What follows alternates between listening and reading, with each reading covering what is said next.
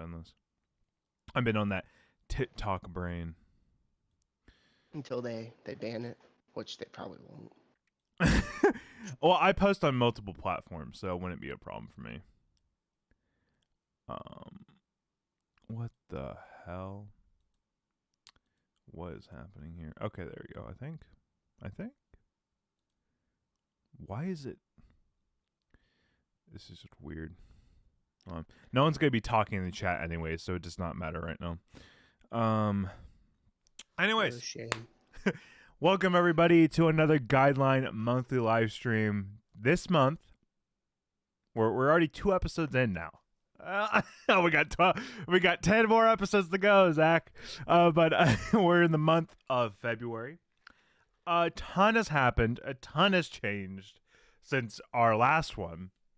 But man, like, what? Just like from me during that live stream, a lot has fucking changed. There's a lot happening coming up. I'm a very busy man. But anyways, I'm here with my co-host Zach. How are you? I'm great. Man, super enthusiastic. I love it.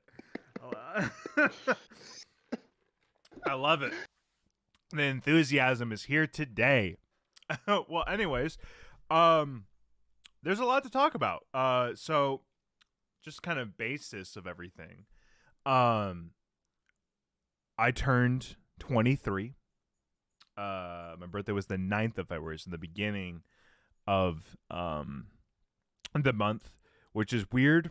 It feels weird to be 23. You're 25, aren't you, Zach? Yeah, I'm 25. Yeah. So it's weird. It feels weird to be 23 because like I feel like I'm still in the mental state of a 20-year-old. But yet I'm 23.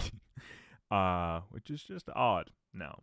But anyways, around that time, one of my professors at Berkeley said, "Hey, there's like an internship opportunity. Maybe you can apply for it. Send me over your resume." So I did. And then I went to 2 interviews. So now I'm a full college student plus doing a full internship every day of the week for like 4 hours a day. You're probably like, that's nothing, Wiley. And you would be right, Zach. That's like not like a normal job, but like it's kicking my ass because I went from the extreme of doing absolutely nothing besides school and it would have like free time to do a ton of stuff, now to having zero. Like I have zero time because I'm still getting used to it. So I get exhausted after those 4 hours. So I don't do homework. So then I spend my weekends doing homework. So it just never stops. Like after this, I have to go back to doing homework. So it's just beautiful. But yeah, that's like, yeah, homework's great, isn't it? Yeah, I love it. It's so much fun. Even though it's like a subject I like, I really like music and stuff. Some of them I just can't stand. There's like a music business trends and strategies class that I'm doing. And the guy is so strict and love what he teaches.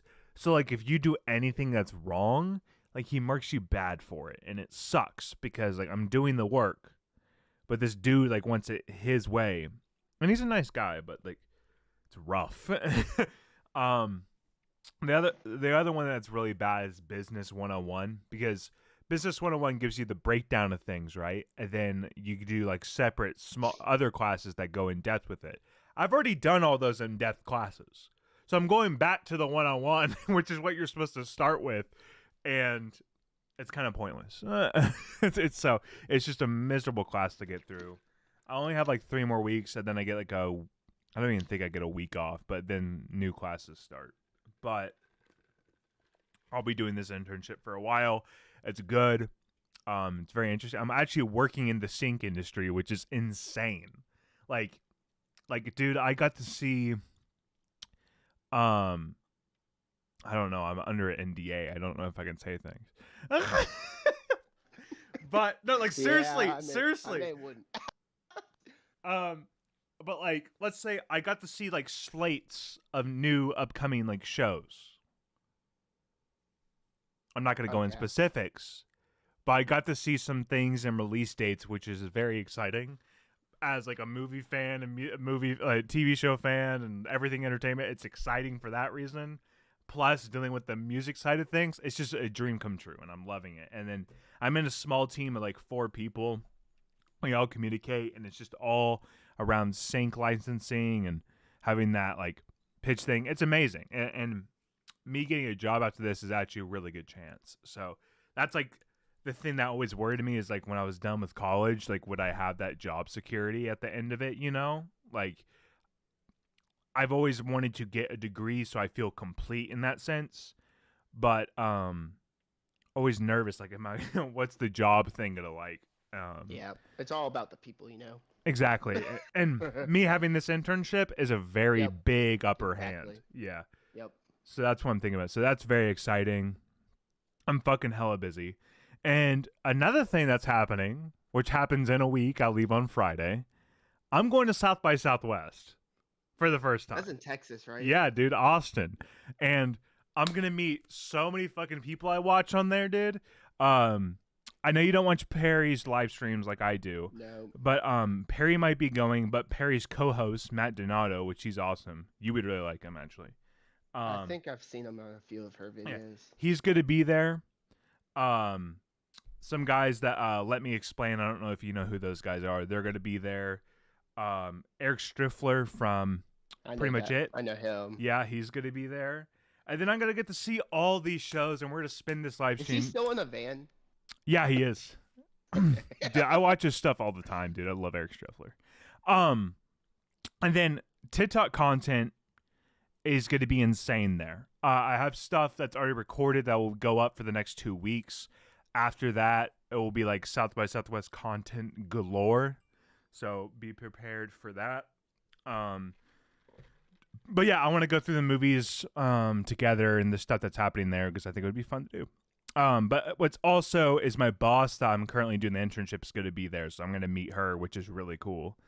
And then just like there's panels, dude. There's movies, comedy shows, there's TV shows, there's music, like experiences and stuff. Like I know there's like a Yellow Jackets experience, which will be really cool. But I'm there from Friday all the way to Thursday.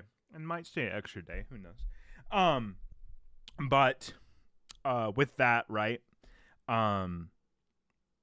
That means that Sunday, this upcoming Sunday, is going to be fucked for me because it'll be South by Southwest, Oscars, and Last of Us. Which is like, I'm pretty sure at that time there'll be no movies because at that time it's like the horror movies, and you know I'm not going to see that shit. I know Evil Dead's going to be there, but I don't care. I'm not going to see that movie. Like, like I'm not going to see that. They were showing that there. Yeah, they are. Fine. Yeah, I know you would love to see that, but you're not me, so you're not going. So therefore, so you don't get the chance. But anyways, the first day, actually, the 10th is Dungeons and Dragons. And we're driving up there on the 10th. That's playing there? Yeah, I want to see it. I really want to see it. I'm kind of surprised because the trailers are good. I like the trailers. What do you mean? Maybe I'm stupid. Well, I like Chris Pine, so that's part of it. I like Chris Pine. I like those Star Trek movies. I like Chris Pine too, but yeah. But like, still that day. The 10th is when I leave. One of my favorite actors, Idris Elba's new movie, Luther, from the TV show, and I just binged Luther, comes out that day. So I don't know how I'm gonna find time to watch that, but I really want to watch it because I binged the whole show. Like I finished it like a week ago, and then just March has been. And sorry, not March, but March has got to be like February is like the playground. I've been watching, reading stuff all month because of things coming out in March. So it's been like exhausting for that reason. But we'll get into everything we watched a little bit later. But anyways, that's up. Oh, that's everything with me. That's a shit ton of changes. Anything with you, Zach, in this past month? Not one thing. Nope. How's work going? There you go. Oh, I mean, I sit there and do nothing, so It's great. Did you find a new job, or are you still at that same one? No, yeah, I'm still at the same one. I may have an interview for a place in Cleveland, but besides that, Ohio? yeah, Okay. yep. You're in But North Carolina now, right? yep, So yep. how But far is Ohio from North Carolina? well, Ohio itself isn't too far, like 4 hours, but Cleveland's like 7 hours, because Okay. it's up there. Okay. Do you have to drive up there to do the interview? Probably not the first one, but um, No. eventually You're I'll getting probably have to closer and go up closer to there. Oklahoma, baby. You're gonna end up here, I don't Zach. know. You're gonna Pretty. end It's up pretty here. far up there. Pretty far up there. You're gonna end up here soon, and then we can hang out and do shit. I don't know if there's any O-ring companies in Oklahoma. I will make one. I'll make it happen. Did you get unbanned from COD? Have any updates Oh on that? no, that never happened. I mean, never got fixed. I did buy the Hogwarts game like 3 weeks ago. And have it Um, started? I have not. It's in this PlayStation. It's downloaded, but I have not played it. Okay. I finished it like day 2. I stayed up Yeah, an all nighter and I did it all. I didn't. It's not that I don't want to play. It's just when I bought it the next day, I was going to my parents for a Mhm. week, so I was like, I'm not gonna start it, that day, and Yeah. come back in a week and a half of yeah. So Hey, since you're I banned just from COD, you start playing Halo. There's a new season no. coming out the 7th. Well, I'm a PlayStation person. Okay. Well, anyways, I guess let's you know what? Because I don't think there'll be much to say about these besides one movie. Let's start with the movies, the big movies that came out this month. Let's start off with Ant-Man. Okay, so Zach, give me your thoughts on what you think about this new Ant-Man. We text briefly about it, but Yeah, I mean I've seen it twice. I really liked it. I mean it was um, a movie like this apparently can't be too goofy, but a movie like Cocaine Donkey or Cocaine Bear, Cocaine whatever. Donkey, I want to see that That would movie. have been better movie. I want to see that But movie. apparently a movie like Ant-Man, that's clearly going for B movie vibes, can't go that way because it just can't. But something like a Cocaine Bear can, and it gets good reviews. So, but yeah, I liked it. It wasn't. It was what I was expecting. I don't know. The Ant-Man movies have always been like I been one of my more favorite ones, but the only thing I was kind of disappointed, no Michael Pena or Ti or what was the other guy? Man, I we can't were say his missing some name. Ti, weren't we? Yeah. Well, I think they have good comedy and Where's Ti? but yeah, I kind of wished somehow they would have looped them in the beginning or at the end or something. But and the whole movie at the end kind of got very big for its own good being. But to me, it never. Only a few moments I was like, okay, we don't need that joke. But I was going into it thinking, well, apparently they try way too hard, but it didn't bother me at all, personally. Mhm. I thought this movie was abysmal. is the word. But let me say, like, it's been very well documented on this channel, and Zach, you know this. I'm marveled out. I'm done with it. I haven't enjoyed a Marvel movie since Endgame, like besides Shang-Chi. Shang-Chi I did like, but like it took a while for me to warm up to Shang-Chi. I wasn't like instantly loving that movie. And so, like, nothing has been enjoyable to me. I haven't liked anything. And that's what I was expecting going into this movie. But it starts off with, like, Scott in the Real World. I love that stuff. It was great. It was just a fun time. And then it got to the quantum realm, and it went downhill quick, like a ski slope. It was just, like... It was just weird. I think weird is the proper word for it. Like MODOK was so stupid. Just like there were so many issues I had with it, but I can't say much about it because I don't have much thoughts about it. It's the same Marvel thing that I've been seeing consistently since Endgame that I do not like. So it's like, just take what I said about the last movie and put it here. I'm going to feel the same way. It's bland. It's not really super entertaining to me. It just feels like I'm just watching a screen to watch something. Like it's not, I don't know. and I think I'm only watching for obligation just to keep intact with me watching these every time in theaters besides Black Widow. And so it's like, just it feels like it's out of obligation to keep on watching these movies. I'm more excited to see anything that DC's doing. I've enjoyed most things that DC has, and it's been entertaining to watch what they do more than anything Marvel's putting out. So, I just didn't, I didn't like it. It's the same as the other ones. I don't have that much hate towards this movie. I like the beginning of it. But yeah, but you're a Marvel stan, so whatever they do, you're gonna like. It doesn't matter.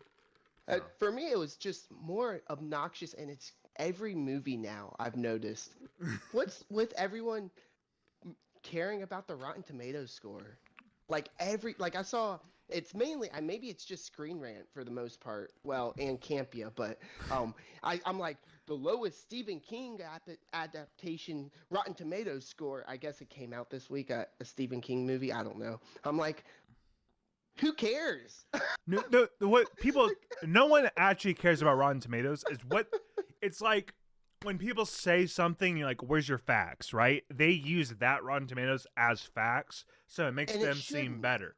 Yeah, it's so obnoxious. That's the reason people pay attention to it, because they consider it as facts. Exactly, yeah. I mean, it does, and if anyone says otherwise, they're wrong. But Rotten Tomatoes does affect the box office. Oh, 100% it does. I mean, it's very obvious. But it's just one of those things. I mean, it's gotten worse in the last in the last month or two. I don't know why. I mean, I've always liked Rotten Tomatoes. I mean, I've always been like the Sausage Party thing. Well, it's fresh on Rotten Tomatoes. And you use that as a fact with people. I know you do. Oh, yeah. Oh, yeah. I mean, because when people are like, it's terrible, I'm like, well, it can't be too bad. But, I mean, it's more of a joke than anything. Yeah. Just because, plenty of movies are fresh on Rotten Tomatoes, but to say that one is it's kind of funny. But I don't really pay attention to them ever. Like, I'm not like, I'm on the fence. Let me look at the Rotten Tomatoes score. I'm never going to do that. Like, I've never done that. I'll always go see what I want to see. And then I like to hear from the voice of the people I'm watching, like a Perry or I don't really agree with Campia. I watch Campia, but I don't agree with any of his movie takes. I think he's insane. Like for example, I did not like Last of Us 2. I had many problems with it. And he's like, he goes on there. He's like people are like, I didn't really like Last of Us 2. I didn't think it was as good as the first. He's like, well, you're wrong. You're wrong. It's one of the best video game stories ever told. And it goes on this stupid rant, and it just pisses me off. Like, dude, let people have their opinions. Like, dude, you can't come out with these facts like they're facts to you. Like, and he presents them. Anyways, I don't want to get started on this, but anyways, like, I don't really care, but like a Perry or like people I actually enjoy and like respect their opinions, I like to see. I like to see from a video or something like that. I don't really care about Rotten Tomatoes, but the general audience probably does, But like for my parents don't give a shit. Most people they'll look at it and they don't know what it means. So it's like it's very irrelevant because they see what is Ant-Man like 50% or 48% or something like that. It's like lowest rated Marvel movie ever. I'm like, okay, but it's not even that low. It's not. It's like on the cusp. It's like 3 points away from being like considered fresh. Like people are like, oh, it's a 45%. Oh, it must mean an average score, 4.5. So it's like I haven't heard anyone be like, Ant-Man 3 Quantum, whatever it's called, it's the worst movie I've ever seen. Like I haven't heard one person. They're just like, it didn't work for me. It's very cheesy and ridiculous. And I'm like, that's fair. Yeah, it's ridiculous. I'm tired of Marvel. I'll go see that. I'm excited for Guardians. Like, I remember, I think it was a while ago when we did it. We were talking about Marvel movies. And I was like, there's only like 3 movies I'm looking forward to. Oh, 4 actually. that would be Doctor Strange. Didn't like. I I would put Thor because I love Ragnarok so much, but I didn't think I said this in the original statement. But it was Thor. It was no, sorry, not Thor. It was Doctor Strange, Guardians. Yeah, I guess Thor in there. Sorry. So Doctor Strange, Thor, they both didn't like. And then we got Guardians, and then we have Fantastic Four. Those are the only ones I'm looking forward to. Which Fantastic Four doesn't even have a date yet. Yeah, it doesn't. So like, it has a director, right? I think. Yeah, it does. It has the guy from WandaVision, which I did not like WandaVision, so it gets me terrified. Yeah, I just don't feel like I could be like usually with movies I care about and stuff like that, I would like to have conversations about it, but I'm just like, none of these movies are gonna please me. I don't want to ruin them for other people because I'm just not enjoying them at all. But like, I keep on going because like, in a sense, like I'm kind of waiting. Hopefully, it gets back on track or something because I feel like it's changed like immensely from like Endgame to this current. Everything has changed and it does not work for me. And you know what? Why I think it has, and if you've noticed, this I guess is all of Phase 4. It's they've gotten the not even because like Peyton Reed's not a huge director by any means, but they get someone like Sam Raimi. You know, that Doctor Strange is such a Sam Raimi movie. I've noticed this whole phase. It's the same thing with Eternals. I mean, it seems like they've let the directors do what they want a lot more, and they have a lot more of their own style where, you know, you watch something like the original Doctor Strange. Like, to me, I've seen a bunch of Scott Derrickson movies. I couldn't tell you, oh yeah, that movie's definitely, you know, oh, Scott Derrickson's name's all over it. Yeah. Kind of deal. You know what I'm saying? The Black Phone, like, you could tell that with more, like, what his style was. Oh, yeah. Like, so that's, like, and take something like Shazam. Love that movie so much. I could almost, I wouldn't, just because that director, he hasn't done as much stuff, so I can't notice the stuff. But when you say, oh, the guy who did Lights Out, or, you know, the Annabelle Creations directed that, I was like, that makes a lot of sense. Look, there's a lot of horror. The demons, you can tell a horror director directed that. So to me, it seems like this phase, I don't know who it is. I guess it's probably Feige. It's like, let them do a lot more with themselves. Like Ant-Man, the new Ant-Man movie has, I think, only one writer on it. Ant-Man and the Wasp. And that dude's getting panned by people, man. And it had, Ant-Man and the Wasp had like 7 writers in it. I did not like that movie. I feel like they've taken the, you know, and I think it's going to change now, obviously, because, you know, I would have thought, you know, one of the last few movies would have hit $1 billion, and none of them have.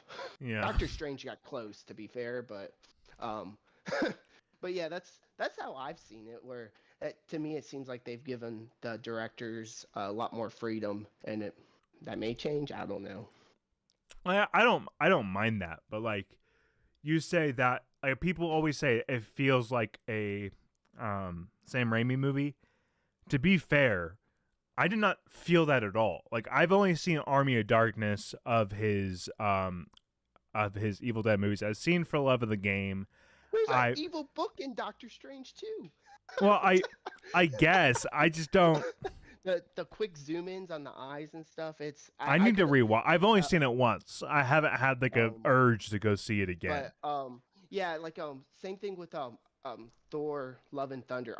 I mean, you could almost guess. Oh, yeah, that felt like Taika. And I like Taika a lot. I really do. And that's another example where Taika, I don't believe he had a writing credit on Ragnarok. Because I was shocked when I saw that, and he. Are you sure? I could have sworn he did. I'm pretty sure. I'm 80% sure he did not get a writing. Yeah, but yeah. Yeah, and he wrote Love and Thunder, so him and some other guy did. But yeah, it just seems like a lot more, you know, freedom. They've let them, I guess, since, I mean, clearly it hasn't really hurt them. I mean, like they all make a bunch of money. It's just You're they right. He haven't. wasn't on here. Yep, it's crazy, isn't it? Yeah, it is. Because It feels like him. you watch Ragnarok and you're like you can guess instantly. It seems like that's a Taika Waititi movie, but Yeah. he didn't. Yeah, it's crazy, but that's my guess. And it's just my little theory, but That's a good theory, actually. That's like a good theory. Yeah.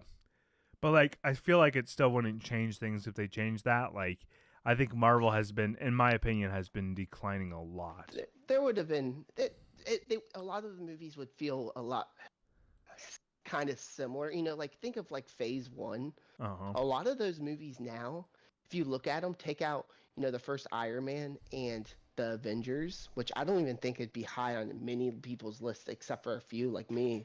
I mean, none of those movies, most of them are bottom tier Marvel movies. I guess the Captain America First Avenger. Yeah. But I mean, no one talks about the first Thor movie as this is the greatest thing ever. People talk more about Dark World than the original Thor. Sadly, yeah. Yeah. But yeah, so I think a little bit of it, like I've seen it's probably both Harloff and Camp is like, is this a bad start to whatever Marvel going down? I'm like, they've had loops of movies people don't didn't love. Look at, like you said, Thor, Dark World, and people didn't like Iron Man 3 even though it got I love that movie. great Rotten Tomatoes score. Yeah. But I mean I think we're the only. I mean, there's a good amount of people who love that movie. I love Iron Man 3. I say it's better than the original. Oh no! As a music supervisor and soundtracks, I think Iron Man's soundtrack is impeccable. I just mean Very in good. general the movie. Hey, the soundtrack does count as the movie did. It does, but And we'll talk about a movie that really does that next. But yeah, I think that's pretty much all we had to say about it. Yeah. I feel like the next movie will have this same conversation, hopefully with a positive attitude. Which one is it? Is the next one Guardians? Yeah, it is. It's Guardians, and then we have Marvels at the end of the year. Yeah, they pushed that back, right? Yeah, that's like a November release. Which I think is a good idea to space them out because originally that was coming out in like July or something. Yeah.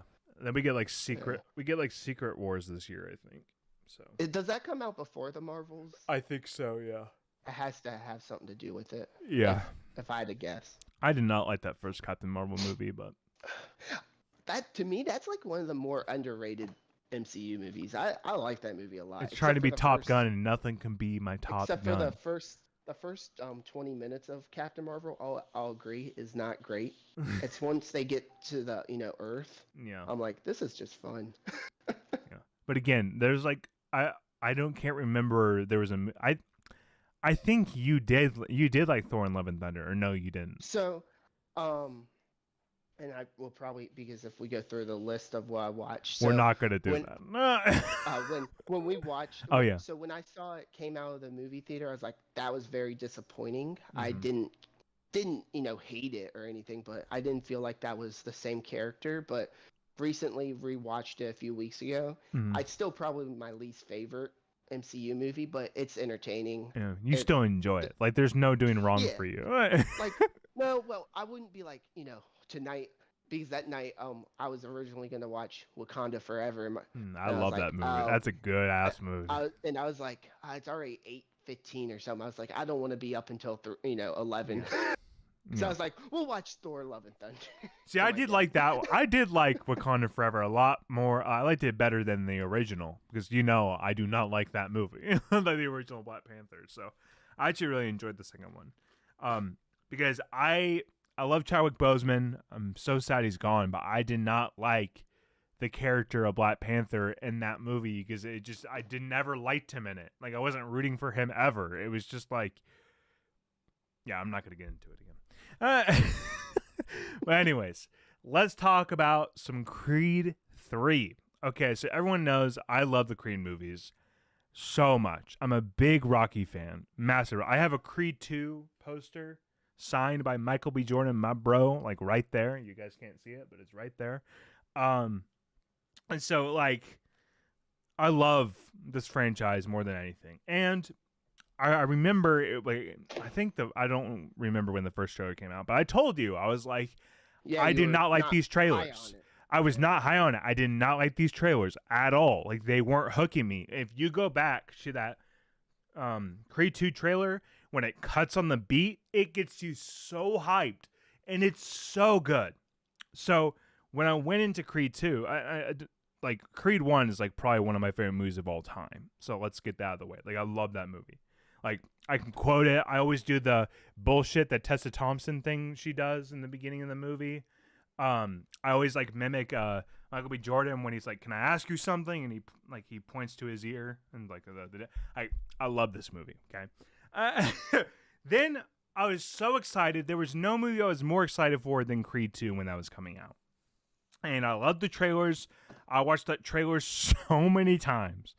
Then I saw the movie and I was like, "It's okay. Like I don't hate it. Like it's good." So after that, I watched it again, and I think that training montage is so good in that movie. I love a lot of Which aspects one? of Creed 2. The one in the Desert. Yeah, the the desert Old one, West dude. Yeah. It's so good. And so, then, like I watched it 2 times and I was done with it. Then I rewatched it actually for this new movie, and I really like that movie now. Like I love Creed 2. It just set well with me. It's very good, very good. It's a very underrated in the franchise. Oh yeah, it's really good. Okay. And, I mean, and it compared to the first one, a lot better villain. Oh, Because 100% better villain. Yeah. That's like the biggest the not, and it doesn't even need a villain though. That's probably why they didn't go that route. But I mean, it's Drago, both of them. And I wish. Did you watch the deleted scenes in that movie? No, I don't think I did. There's a scene. I usually don't watch deleted scenes unless if someone brings it, to like my attention. There's apparently there, and I watched it. It was since the movie came out. It was. I think it's at the end of the fight. Rocky and Adonis goes into their locker room and talks, and I mean, I'm like, why isn't this in the movie? Yeah. Because it actually kind of syncs up with Creed 3 a lot more because obviously we see characters, but yeah. So like, why isn't this in here? Sorry, texting someone real quick.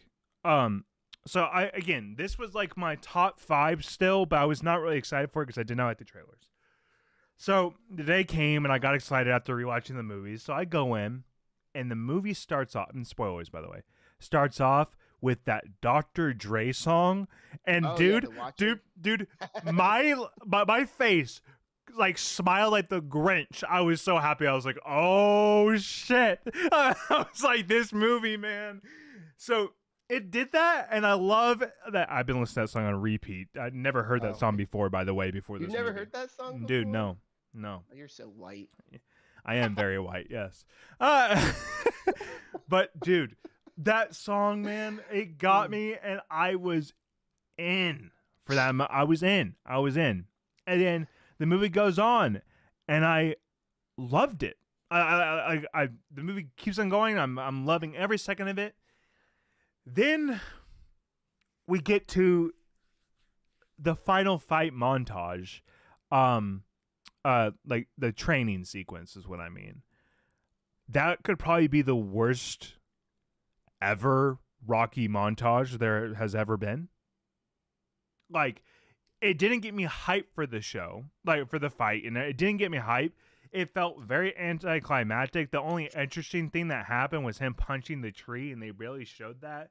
Like, it didn't have that music where you're supposed to have like the Rocky music, like influence with the song, and it didn't have that. I was like waiting for it because in the past 2, like it would be its original song, and then you would hear do do do and like an undertone, right? And didn't have it in this movie. So I was like, that feels odd.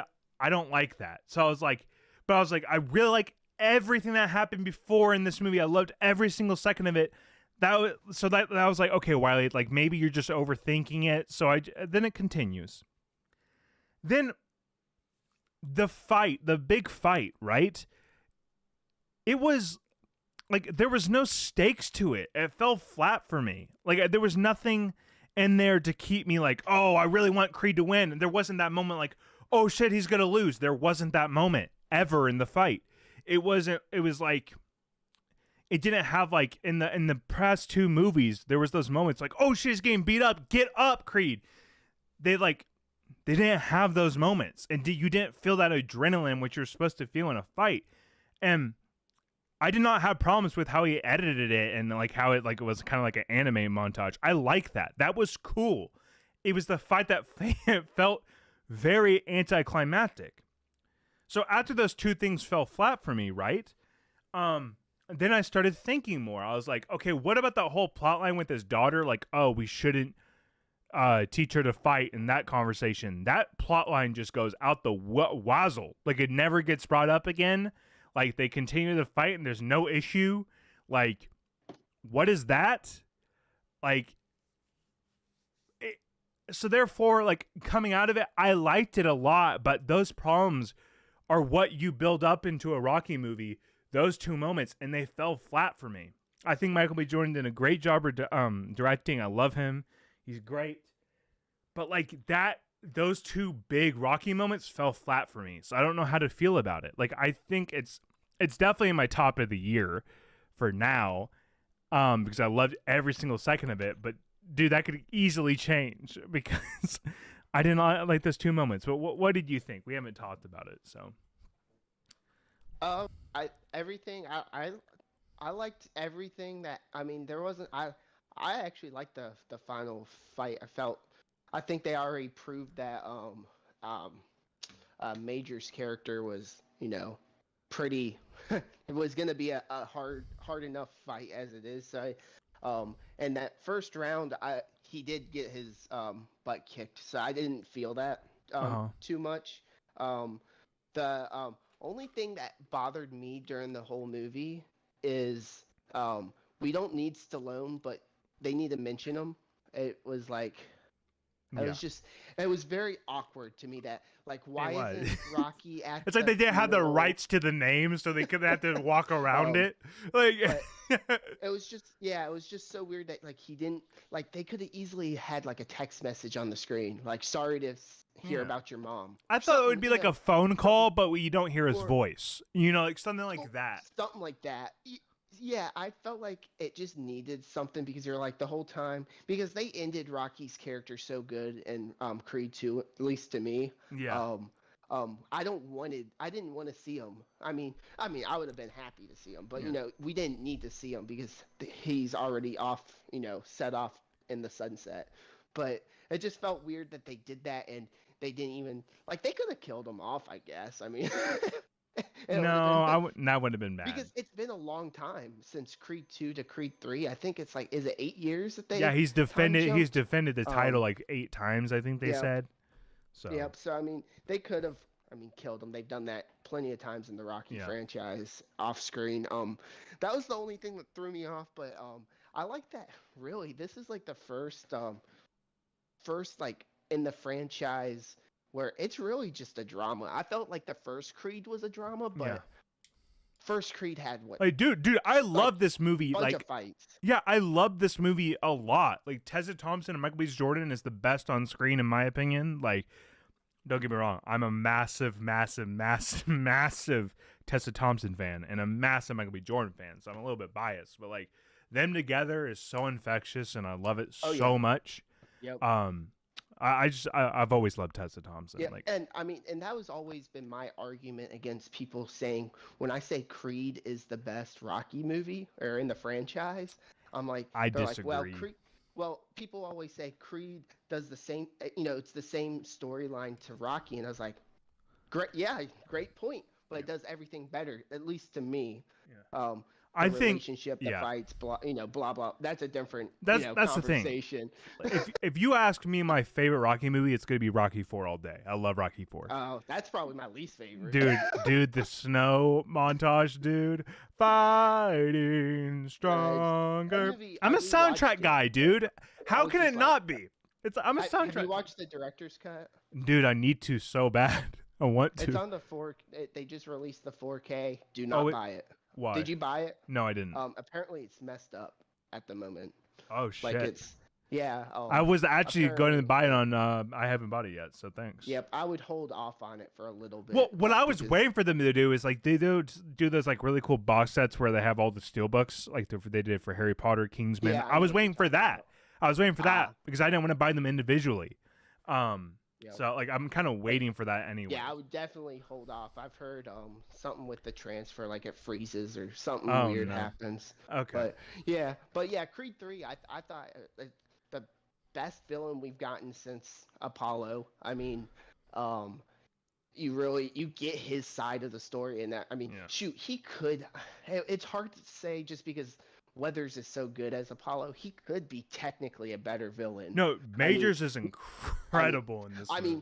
Because you completely understand where he's coming from. Yeah, He's you ditched me, homie. Like kind of deal. Because Apollo's that's the thing with the Rocky, original Rocky movies. Yeah. Inherently, they're a bit cheesy. Definitely 3 and 4. I've never watched 5, so yeah, 5 is basically what Creed 3 is, but worse. Creed. Yep. Rocky 5 is so bad. But yeah, this one felt like its own thing, which I really liked, and yeah, I liked it. I think I'm gonna see it again tomorrow. Monday's my new movie day because I realized no one's ever at the movies on Monday. So yeah. I think I saw Bones and all on a Monday.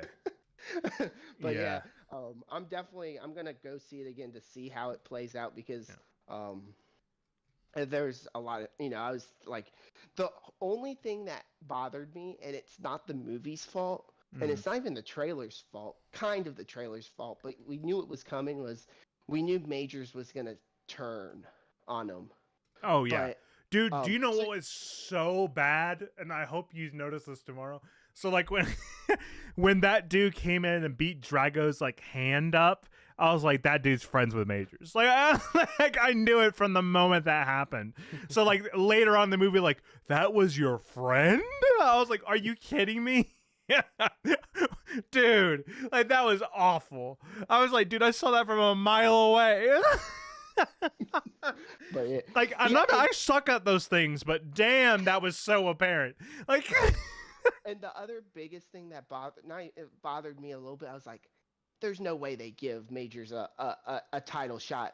That was my whole thing. That's what bothered me so much throughout the whole movie. I was like, I don't buy this. They're not. They would this is where it goes into the Rocky side where I'm like, this seems like something that a cheesy movie would do. Like, you've never fought professionally in your life at all. Yeah. Oh, I did as a kid. Well, okay. Again, we're gonna make you a title fight. Oh, okay. It's just bad, dude. I really liked a bunch of it. It's just that final part, and like I kind of see it like very apparent now that I wasn't gonna like that because of the trailers. The trailers are really gonna market to that final fight, and the final fight fell for me. So yeah, it's like disappointing for that. But I was kind of saw it coming because, like, I wasn't really excited about it. But yeah. So anyways, I say let's move on to some South by Southwest coverage now. So I need to show the screen. Oh, you know what? I'm going to keep myself sideways on here because it makes it more interesting. Let's do, window capture. And this gives you a way, I'm not trying to rub that I'm going into this, but like this gives you a way to figure out what's coming out to look out for, Zach. And I could tell you stuff about it. Why is it doing this? No, exit. Why is it doing that? Delete. Can I just do display capture? Does that work? Oh, man, things are just not wanting to cooperate. Here we go. Okay. Here it is. You guys won't see my face, and that's fine. Okay, so we're going to go to a film festival here. So some of these, how it works is I've had to learn all about this as I go through the whole process of South by Southwest, just kind of learning how it works. Let me share my screen so you could see as well if it'll work. Oh, you should be able to see now, Zach. All right. So what I had to learn about South by Southwest is like there's so many different like theaters that these show at, and then it's all divided by like a massive river in Austin. So like you have to worry about like how to navigate to each theater. But like the main one will be like Paramount, and then some of these will only play once. So you really have to keep that in check. So this first one is called 299 Queen Street West, which is something I went to see. As you can see, favorited over here. Oh, what's this? Wait, what? Can I get tickets in advance? That's a weird looking person that you just went by. This person? That chick? Racist, Zach? Let's see. That's not racist. I said chick. So this movie is about like the making like the beginning of like MTV music videos and stuff like that. So like this intrigues me as a music fan. So I want to see this one. Maybe we should do it by categories. Let's see. Home. There's film, TV. No, we want the categories. Let's see. Festival, film and TV festival. This might work. Okay. Yeah, here we go.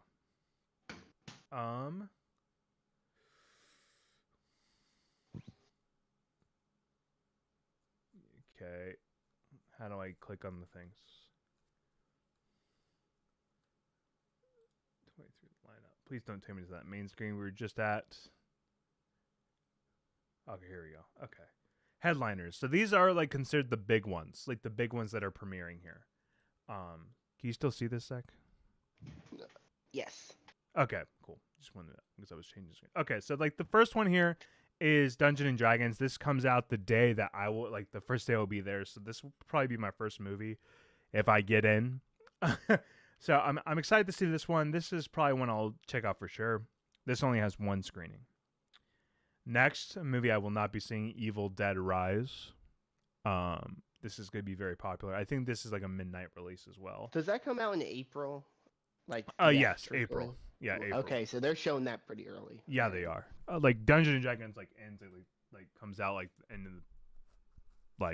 of the month. Next week, the week after. Okay. Yeah, so, like I mean, that means they must be confident in that one too. Yeah. Kind of surprising. It's the guy that's directing this is your boy from Freaks and Geeks, the little nerdy white kid. Oh, the writer of like Homecoming? Is it him? I don't know the dude's name. Directed by Jonathan Goldstein. Yeah, him. Or John Francis Daly. I don't know which one it is. Yep, but... John Francis Daly wrote, or at least got credit. But yeah, it's them. Homecoming. So yeah, that's interesting. So then there's Evil Dead, and then this is Proma Mista. Don't know much about this, but it has Tilda Swinton and this guy from SNL. Yeah, so I don't know. Next one I really want to see is Flaming Hot, dude. This is about the creation of Flaming Hot Cheetos. Like, dude, it seems great. Is that a documentary? No, it's like a biopic. It's like a biopic. Oh, yeah. I really want to see this one. Who stars in that? No one of note. Okay. I didn't know if it was like is it gonna be like a comedy or something? Dude, I'm excited for this. I'm very excited for this. Then this one is 100% me. It's like a high school like comedy, with the girl from Bodies Bodies and the girl from Bear. And tons of other things. Theater Camp, which is one of the best movies of the year so far. This one's called Bottoms. This is one I'll really see. Like, I'm very excited to see this one. So yeah, excited about this. I don't even know. The only one you would probably know is her, Rachel Sennett from Bodies, because you saw that, right? Yeah. Sadly, I did. I Wasted like my that movie. time. I like that movie. The ending made me roll my eyes. Okay, this is another one I want to see, Joyride, but this is on the Friday of the day I'm supposed to leave, so hopefully I get to stay another day. But I really want to see this. This doesn't have like a release date or anything, but like the cast is stacked in here. I wonder if they're waiting to see the reception of it. Maybe. Next is the Tetris movie about Tetris. I knew they were, because I always knew they were making this movie. Just because of, I mean, it used to be a common theme on Movie Talk, which was 5 years old now. Yeah. It hasn't been on, so I didn't know it was getting made. Yeah, but it has Taron Egerton. I love him. And even though this will be coming out like literally a week after South by Southwest, if I get to see Taron Egerton in person, is it dude. live action or is it? Yeah, it's live action. Yeah. Have you not seen the trailer? It's out. Nope. Didn't know the trailer is out. Yeah, the trailer's out. It looks good. Okay, so next is the narrative feature competition. So these are like movies that will be having multiple screenings, and these are like in the main, like the meat of the festival. So we're back with Rachel Sennett, called "I Used to Be Funny." I want to see this. It's like a stand-up comedian, PTSD, whatever. I want to see it because I like Rachel Sennett. Next, this one's called Late Bloomers. This one has Nebula in it, Karen Gillan. Oh, yep. So I'm instantly in because I like Karen Gillan. So I'll probably see this one. This one's called Mustache. It's like a coming-of-age 90s comedy. I want to see this one as well. This one is interesting. So this is the guy from Me, Earl, and the Dying Girl.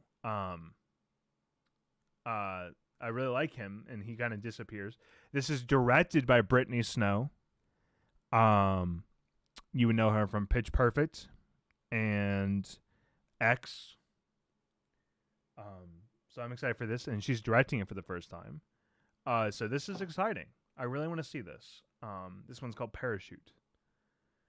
Another one called Pure O. This is it's like a music movie, so I want to see it, but I don't think it's based off anything. So it's hard to tell. You don't know much about these when going into them, so you just kind of have to take chances. This one's called Raging Grace. I probably will not see this. It's like a horror movie. Plus, it's like a midnighter one, I think it is. So, yeah, but who knows? Like, I have so many days there, so like, if something gets good word, I can go see that, you know. And usually that's how it works. Like, I would buy my initial tickets of what I'm gonna see, and then as I hear people talking, I'll check out the ones that they're talking about. So it's like good to talk to people in these situations.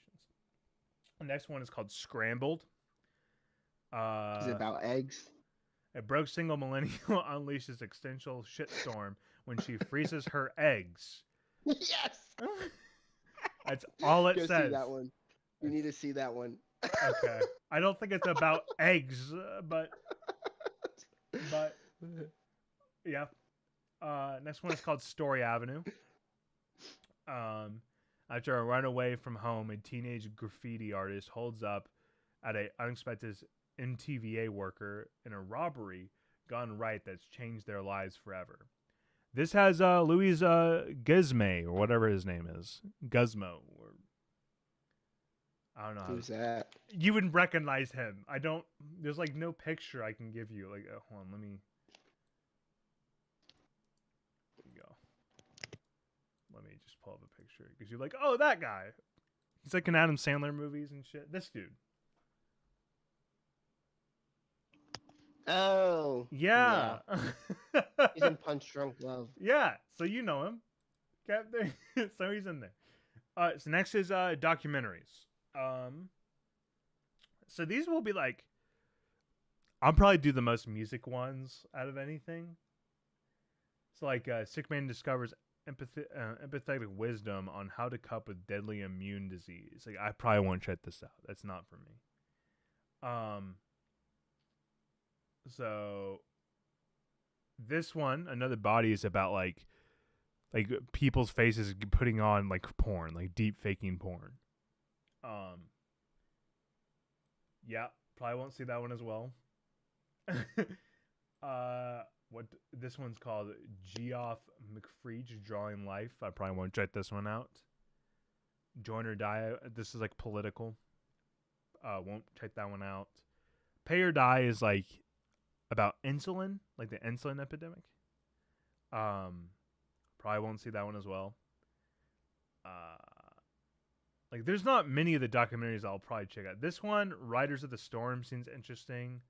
It's about like a sport and yeah, it's like about a new sport or something. So it seems interesting. Then You Were My First Boyfriend. Maybe like some of these I'll have to hear words from them. You know, like I don't have much going into them. My intriguing of it is not intrigued by it. Any mystery? Do they do mystery movies? Not really. Like there would be like there's not like a category for them.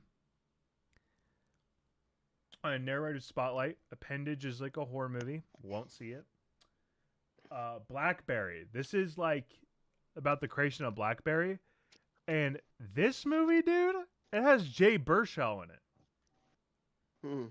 Another Freaks and Geeks. I love him. No, he's not in Freaks. Yeah, he's not. You're thinking of a star. Accepted. Yeah, I love Jay Baruchel, so I want to see this really bad. This is 100% what I want to see. I think this only has one screening too. No, it has two. Okay. Next is Bloody Hell. It's a comedy. I think about, a teenage girl is diagnosed with a reproductive condition that upends her plans to have sex and propels her into exploring usual methods to have a sex life. Interesting. That wonderful. Yeah, interesting. And like, you have to watch these like uncomfortable type of movies with a bunch of people. Like, I don't want to go see like deep fake porn documentary with a bunch of people. That doesn't bother me. You're a weirdo. Then Cora Bora, I don't know anything about this. I was watching some people talk about it, that they're seeing intrigue about it, so we'll see about this one. Deadland. It's like a horror movie as well. Won't see it. Down Low is a comedy with Zachary Quinto. Spock. Yeah, Spock. I like him.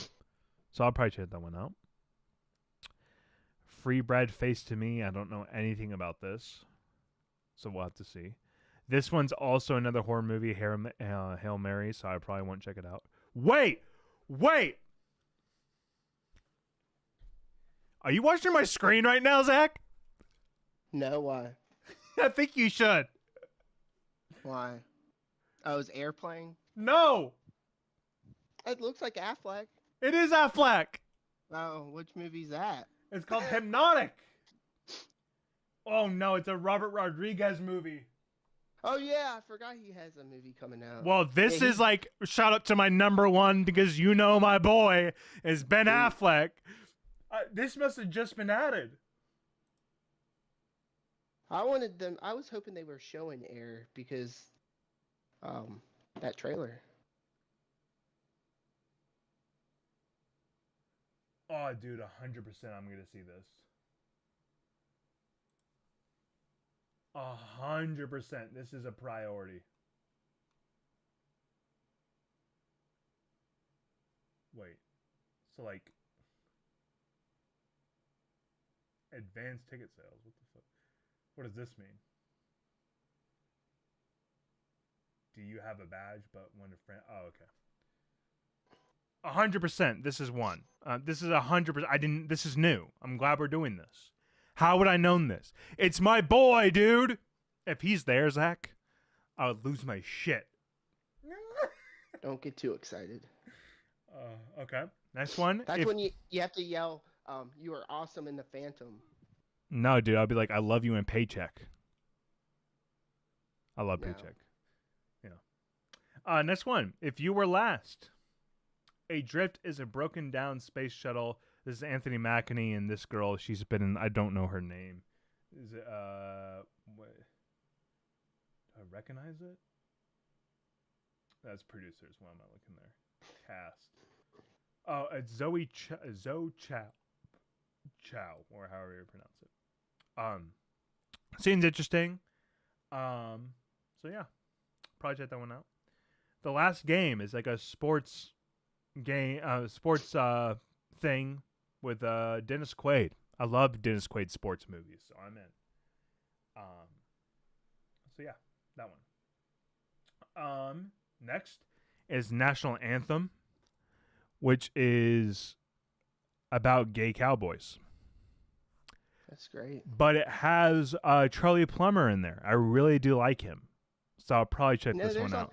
There's a lot more gay cowboys out there than you think. I didn't. My comment was not about it. Like it's saying like, "Oh, that's weird." No, it was like that's just what the movie's about. I was just saying. I mean, it's weird. Well, that specifically, how that happened. Dylan, a 20-year-old construction worker in rural New Mexico, joins a community of queer ranchers and rodeo performers in search of their version of American Just think dream. about it. Just think about it. I mean, Brokeback Mountain. There was that one the dog movie, The Power of the Dog. That there's a lot of them out there. It's weird. That has a double meaning. The Power of the Dog. I've never watched it. I refuse. But why are you refusing to watch Power of the Dog? Because that seems like such an Oscar movie. It's Benedict Cumberbatch. He's playing a gay rancher. It's a good movie. Oh yeah, I've heard mixed. All right, next. Well. Northern Comfort. This has Timothy Spall in it. Harry Potter. Yeah, so I'm interested in this. Yeah. Only the Good Survive. I don't know if this is a horror movie, but it's a horror, so probably I'm out. But it says mystery, so there you go, Zach. Yeah, I thought they did mystery movies because that's how they premiered Sausage Party. Fun fact. Okay. A traumatic young woman named Bree Dunley is found alone in rural Texas where a local sheriff named Cole Mack questions her. He discovers Bree and 3 of her friends tried to steal rare coins from a farmer and his wife, but undiscovered something far more valuable in the process. As a result, the 4 friends become a target of a powerful cult. This seems fucking interesting. So it's kind of like Don't Breathe a bit? I guess. I mean, and I watched that movie recently, and I really did like that. I waited because I thought it was like all I heard was Turkey Baster. I was like, nope, why would I go see it? But the Turkey Baster wasn't that bad. No, he just impregnates was it his daughter or something? Yeah, nothing too bad. He just rapes her with it. Nothing bad. You know what I fucking mean. I'm sad they didn't show it on screen. I mean, it's disappointing. I swear, Zach. But anyways, this one I would probably have to hear the word about because I don't know about it. Because that's the problem I have to worry about. If I don't get into Dungeons and Dragons, I don't know how I'm in time and like how long will it take me to get to another movie. If I can't get into that one. So like I'm going to show up in town, get my pass, then go wait in line. I think that's what my goal is. Anyways, peak season. I saw apparently the director of this movie. I said directors and I was right the first time. Okay. The directors of this movie did one that I saw like a Oklahoma Film Festival, like a lockdown, like romance movie. And I thought it was pretty good. Nothing like out of the water, but so I'm curious to see this one. Nothing like Stillwater. You see what I did there? Okay. Yeah. Man, you're just having a blast, aren't you? Yup. I should start drinking.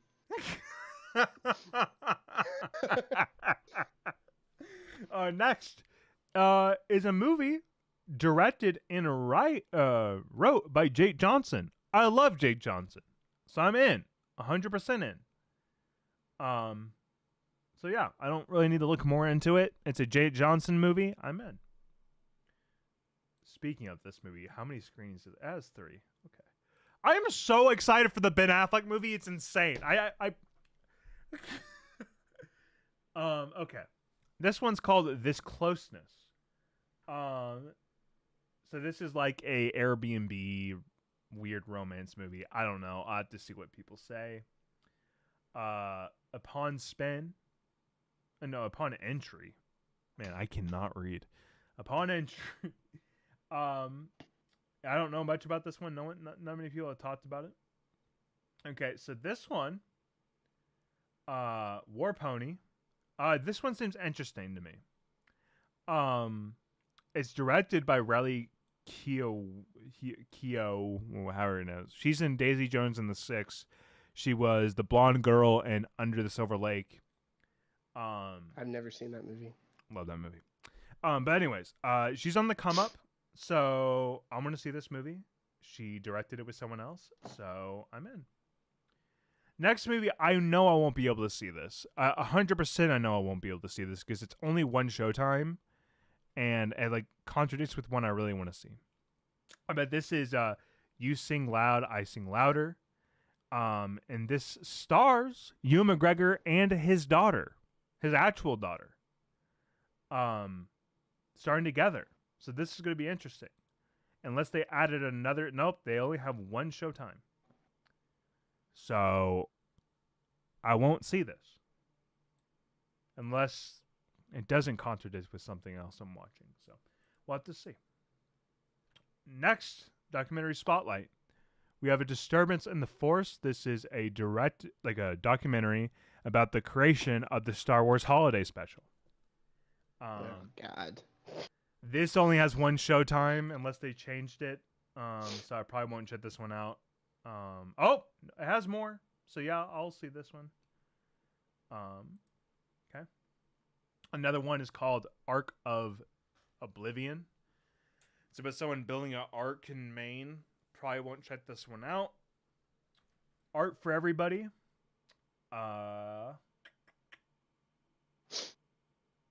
This is painting, so I probably won't watch it, but who knows. I have it as like a favorite maybe to check out. Next is Being Mary Tyler Moore. This one intrigues me. I don't know anything about her, but I will after this movie. Next is Black Barbie. A documentary about that. They should show Barbie after that one. Maybe that would be cool if Barbie was here. It's like a Cannes movie. Barbie was. Yeah, I saw that. I saw that. It's actually playing at Cannes. I think they're trying to get it in there. Oh yeah. I think it feels like that would be a Cannes movie, like Barbie. Just feel like just because of who directed it. Yeah. Than anything. Citizen Sleuth. About a podcaster. No, thank you. I'm good. Confessions of a Good Samaritan. No. Great Photo, Lovely Life. Probably not. The Hurricanes, which is about like a female football league. Seems interesting. Oh boy. The Lady Bird Diaries. No. Last Stop Lamerick. It's like a murder mystery thing. The New Americans, which is about like trendy things. So it's trying to be trendy. So probably not that one. The Prodigal. No. Satan Wants You. No. The World Is Not My Own. No. This is about I forgot the word. Oh yeah, intersex. It's about intersex people. That's what this documentary is about. Wildlife. I think this is new. I haven't seen this before. Okay. And then you can call me Bill, which is William Shatner. So interesting. Here are the Midnighters. I most likely will not see any of these because they're mostly horror. Right? Yeah, they're mostly horror. And that's how TIFF is. They do the horror usually at night. Yeah, so I probably want to check these out. So like Embarrass, whatever. Probably won't check that one out. This Brooklyn 45 has some interesting talk about it. But I think it goes on during the Oscars, and I'm not missing the Oscars. So Oh yeah, the Oscars, exciting stuff. this one, after hearing more about this one, Furies, this one seems intriguing to me. Um, depending on, oh yeah, so these are late at night. Like the 15th at 2, I could probably do that one, but I'll hear what people say about it. So there's that one, and then It Lives Inside. This one has a pretty good cast, I think. Sounds like a horror movie. It is. Late Night with the Devil. A live That's television definitely a horror broadcast in 1977 goes horribly wrong, unleashing evil into the nation's living room. Okay, no. Mangoth, whatever, however you say this. No, I won't be watching this one. Taught to Me has gotten so much good reviews, but I won't see this. But yeah, that's Taught to Me. Next is The Wrath of Becky, this is actually a sequel to that movie with Kevin James that came out a couple years ago called Becky. So yeah, this. Oh, I know what you're talking Yeah, about. this has Sean William Scott in it. Where has he been? Not playing Striffler. That's all I know. Sadly. So yeah, this one I might watch the first because I never watched the first before I go to this. You know what? Let me look that up. What's that on? Let me go on my app that tells me where things are streaming, so I don't have to pay for them if I don't have to. Becky. Oh, it's on Showtime, so I can watch it on Paramount. I think. Let me check. Paramount. There you are. A little bit of Ben Affleck action at South by. That makes me very excited. Let's see. Becky. Hey, stop it. Yep, it's on here. Sweet. I'll watch this and maybe check this one out if I like this first one. We'll see. Next up, Visions. Vision filmmakers are audacious, risk-taking artists in the new cinema landscape. That's what Visions are. I know this one's a horror movie, Angry Black Girl and Her Monster. So I probably won't check that one out. And Hella 69. Seems like another horror movie, so probably not. Okay. Artifice Girl. 3 special agents develop a bold new computer program to catch online predators, but its rapid advancement poses unexpected challenges. Probably won't shut that one out either. Caterpillar, no. Chronicles of Wandering Saint, no. This is like a sci-fi romance movie, so maybe this one. Molly and the Max in the Future, maybe. Tobacco Barns. Yeah, Tobacco Barns. A village for a little city girl on vacation, while for a local teen it feels like jail. Okay, so interesting. Maybe. Until Branches Bend. Maybe. With love and a major organ. Is this horror? It has organ, unless they're talking about the piano. So maybe. The Young Wife. Maybe. Maybe this one. Who knows? Next is 20 Beats Per Second, which is like documentaries about music and stuff. So the MTV one I mentioned earlier. This one is about the zombies, which are the people that sing the Time of the Season song. It's the time of the season. Boom, boom, boom. Where love runs. Sorry. Got a little carried away. I want to see that one. Joan Benz, I Am the Noise. I don't know who she is, but curious.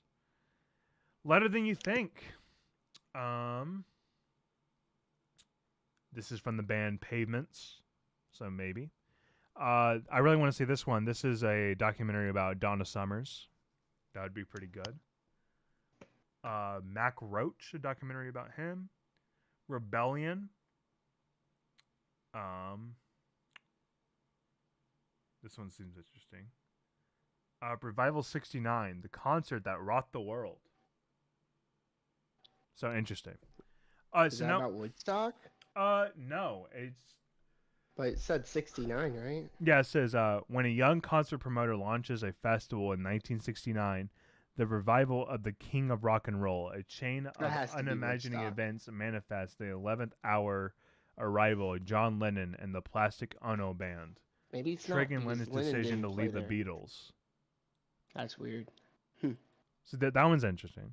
And here we get to the global category. So these are like global. So we got, I don't know how to pronounce these. So just kind of go through these and I'll pronounce them if I can. So yeah. Sister Sister seems interesting. It's like another like coming of age movie, I think. Okay, next is Festival Favorites. Is that a remake? What, Sister Sister? Yeah. I don't think so. No, there's another movie named Sister Sister, I believe. So these are like movies that have played in festivals like Sundance and stuff that already. So these are just getting played here. So Fancy Dance I've already seen. This is a movie that takes place in Oklahoma, and I did not like it. So, Food and Country, Fairmont, Going Varsity and Mariachi. Is there anybody out there? It's only life after all. Comico City, the Little Richard documentary, which I've already seen.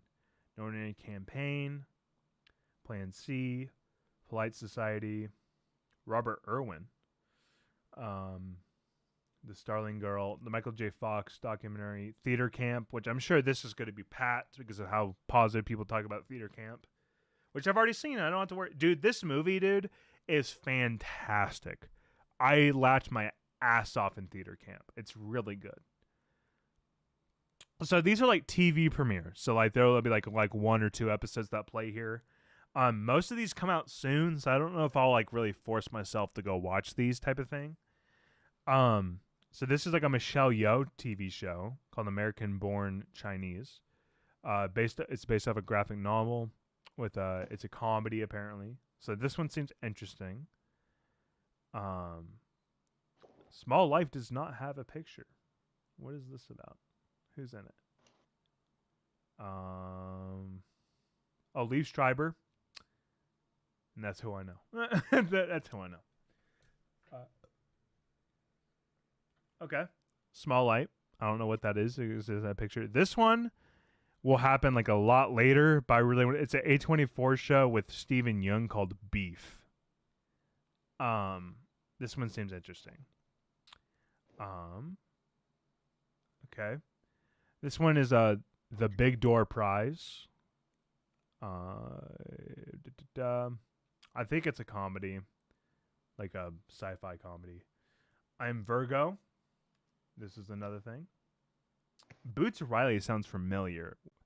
Doesn't that sound familiar to you? Boots Riley is the Sorry About You or Sorry to Bother You. Sorry to Bother You, I believe. Okay, so then Love and Death. This is a pretty stacked cast. This is what's her name? It's down here. It's Jesse Plemons and Elizabeth Olsen TV show. 2 church-going couples enjoys a small town family life in Texas until somebody picks up an axe. So seems like every show you've seen, and this comes out soon. I know that for a fact, so I might not like force myself to go see this. The Luckiest Guy in the World, which is about like a basketball Hall of Famer. This one seems interesting to me. Bob Odenkirk has a new show called Lucky Hank.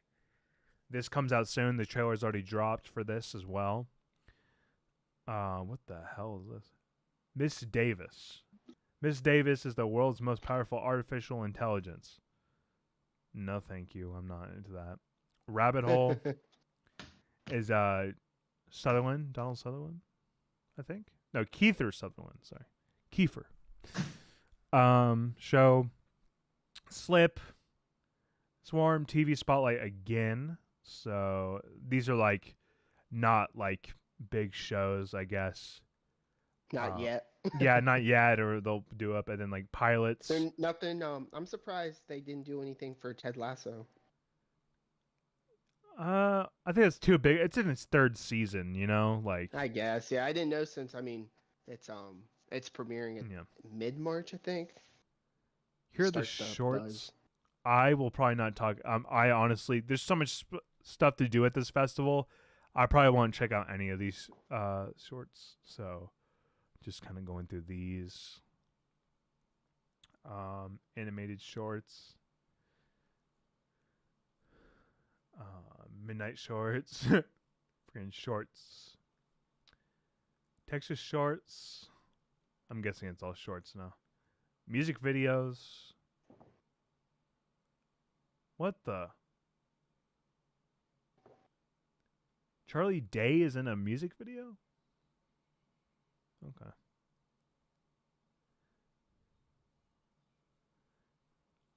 There's a shit ton of music videos. Okay. XR Experience Competition. I didn't even know they made music videos anymore. Yeah, they're not as popular as definitely not as popular as they used to be, like by any stretch. So I think that is it. Special experiences, yeah, okay. Metaverse. I'm not gonna spend my time at this festival going to the metaverse. Okay, so that's like the movie stuff, and then there's so many artists to go through. I'm definitely gonna check out the music stuff while I'm here. And then there's like comedy. I might try to go check out a comedy. I want to try a little bit of everything because these passes are not fucking cheap. So yeah. So like some of these things just go for like, you'll see like this is the main schedule for everything. Like because I attended it virtually last year and I saw the Tony Hawk documentary and Cha Cha here, so which had instantly like shot up to be one of my favorites. But like there's going to be tons of things to watch here, and it's going to be my first time, so it's going to be exciting. Plus I got a student discount and everything. But that is South by Southwest, everyone. Now before we go through what we watched and everything, I want to pull up the Oscars because this is our last time to say something here about it. So let's kind of go through them. Actors in a leading role. Okay. Do you want me to say the nominees? Would that help you? Probably. Okay. Actors in a leading role. We got Austin Butler. Do you need the movie? Or are you good without the movie? I got the movie, yeah. Okay. Austin Butler, Colin Farrell, Brendan Fraser, Paul Mescal, and Bill Nighy. Okay. I guess I'll start here first. I've seen every single one of these movies besides Living, and Living just finally came out on fucking Apple on iTunes. So that'll be a watch before I leave on the trip because I really want to see that movie. After Sun, I did not love the first time, but dude, I have fallen in love with this movie. And if I went back last year, this would probably be in my top 5. It would probably be like in front of Nope, even though I love Nope. That's a foreign movie, right? Paul Mescal? No, it isn't. I mean, After Sun. After Sun's not?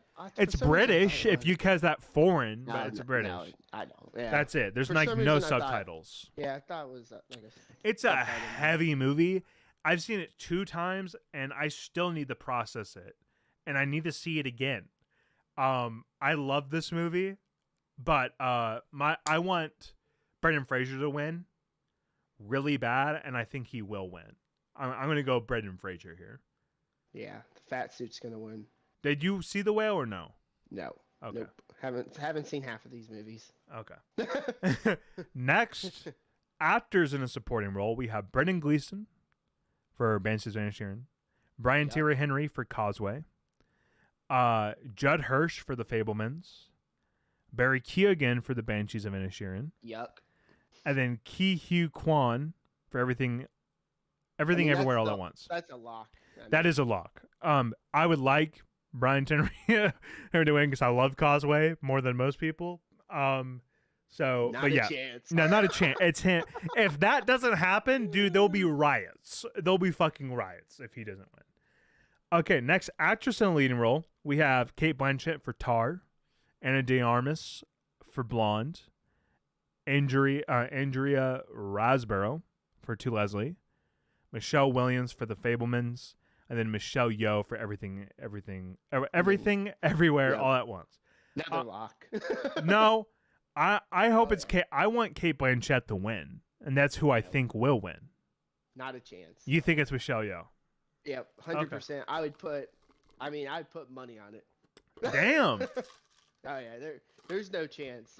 Just seeing who has won the last. If you're putting that, dude, then it's split down the middle. Kate Blanchett has won a shit ton, and Michelle Yeoh has won a shit ton. So, but I think Michelle Yeoh's won the big ones, the ones that usually indicate it. That's the only reason why. I hope it's Kate Blanchett because she did the best performance of the year. She won the SAG, so I mean, usually that's the indicator. Maybe, yeah. Usually. Yeah. We'll see. I'm going with Kate Blanchett for this one. Actresses supporting role. We have Angela Bassett for Wakanda Forever, Hong Chow for The Whale, Carrie Condon for The Banshees of Inisherin, Jamie Lee Curtis for Everything Everywhere All at Once, and Stephanie Hsu for Everything Everywhere All at Once. This is like a really hard category because it's been all over the place who's won. I'm not gonna lock any answers today, but I want Carrie Condon to win for Banshees. Ugh, Who you take? Who you take? It's either Jamie Lee Curtis or it's Bassett, and I would say Jamie Lee Curtis probably wins. Okay. I think it's a lifetime achievement award, even though she's great in the movie. Yeah. Another lock, animated feature film. We have Guillermo's Pinocchio, Rochelle the Shell with Shoes On, Puss in Boots: The Last Wish, Sea Beast, and Turning Red. It's Pinocchio. There's no question about it. That's the win.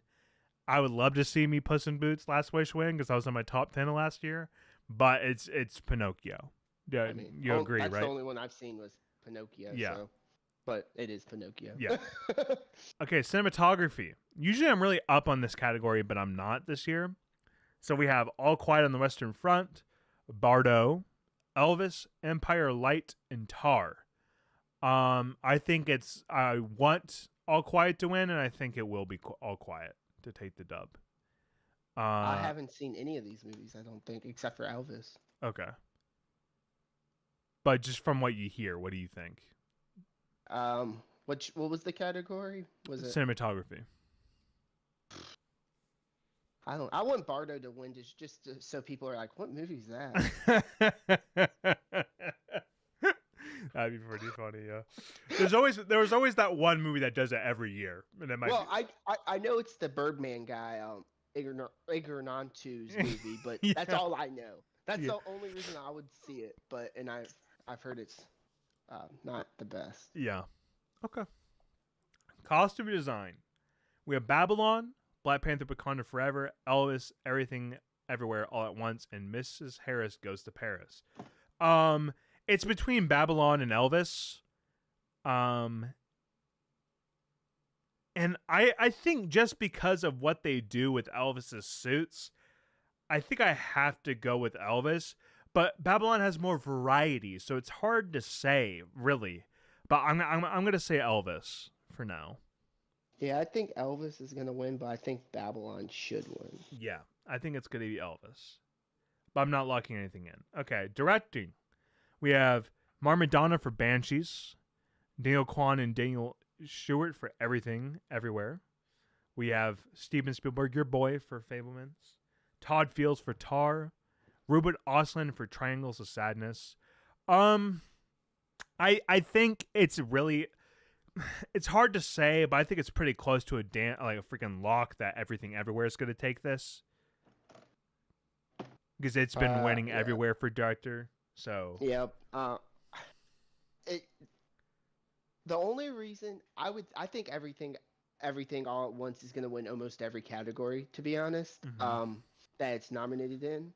The only person I could see stealing it would be Spielberg, just so they have, everything win Best Picture. You don't think Banshees has a chance, is what you're saying? I hope not. That movie sucked. I love that hate movie. that movie. I can't believe it got nominated. I love it. That's how I feel about. I like Banshees. Documentary feature. I can proudly say I haven't seen any of these, so I'm not going to choose to speak on it. Okay. Yep, I'm in the same boat. I don't think I've seen any of them. Same with shorts. Yep. The editing. Dick one. I want the Dick one to win. Editing. So we have Banshees, Elvis, Everything Everywhere All at Once, Tar, and Top Gun Maverick. I think this is Everything Everywhere. I would love to see Top Gun win, but I think it's Everything Everywhere. Nope. Everything's gonna win. Because how it makes all those transitions to do that editing, like, it's impeccable. Like, I did not like the movie, but that's impeccable. So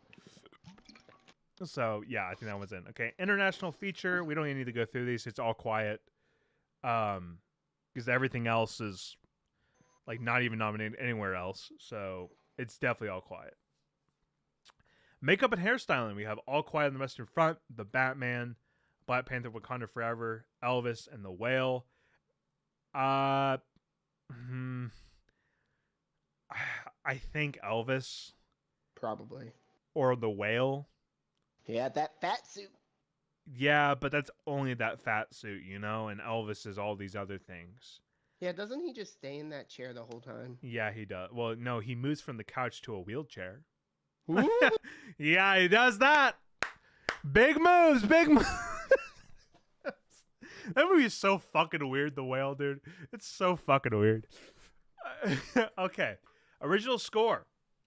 We have All Quiet on the Western Front, Babylon, Banshees, Everything Everywhere All at Once, and The Fabelmans. None of these stuck out to me. I need to see Babylon still.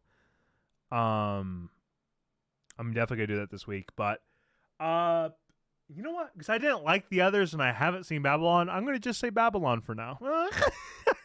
Yep, I hope it's Babylon. It has a great score. Okay. Music original song. We have Applause from Tell It Like a Woman. And as someone that follows music religiously, I don't know half of these songs. So, from Tell It Like a Woman, never heard of this movie, Applause. We have Hold My Hand from Top Gun, which is the worst song from the soundtrack. Lift Me Up, which is like the best song from the soundtrack for Black Panther: Wakanda Forever. Not To from RRR. And This Is Life from Everything Everywhere All at Once. I think it's Not To, and it's a lock. I hope it's something other than that, just so I can see Twitter explode. Have you seen RR? It's really good, dude. It's really good. I watched the first 20 minutes and turned it off. Oh my gosh. It was the dumbest movie I've ever seen in my life.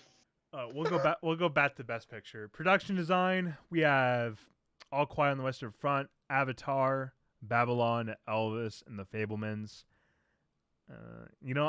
I'm gonna guess. I'm gonna just say Babylon. I don't know. You said set design? Yeah, production design. Yeah. That could be Avatar. Maybe. I don't know. Yeah, that one, Babylon. I don't. So more shorts. Sound. I think people are saying Top Gun Maverick is gonna get that, which I can see. But like, shouldn't that be the Batman? Because I love the Batman. I'm a little bit biased, but I'm gonna just say Top Gun Maverick. For sound, yeah, I would imagine.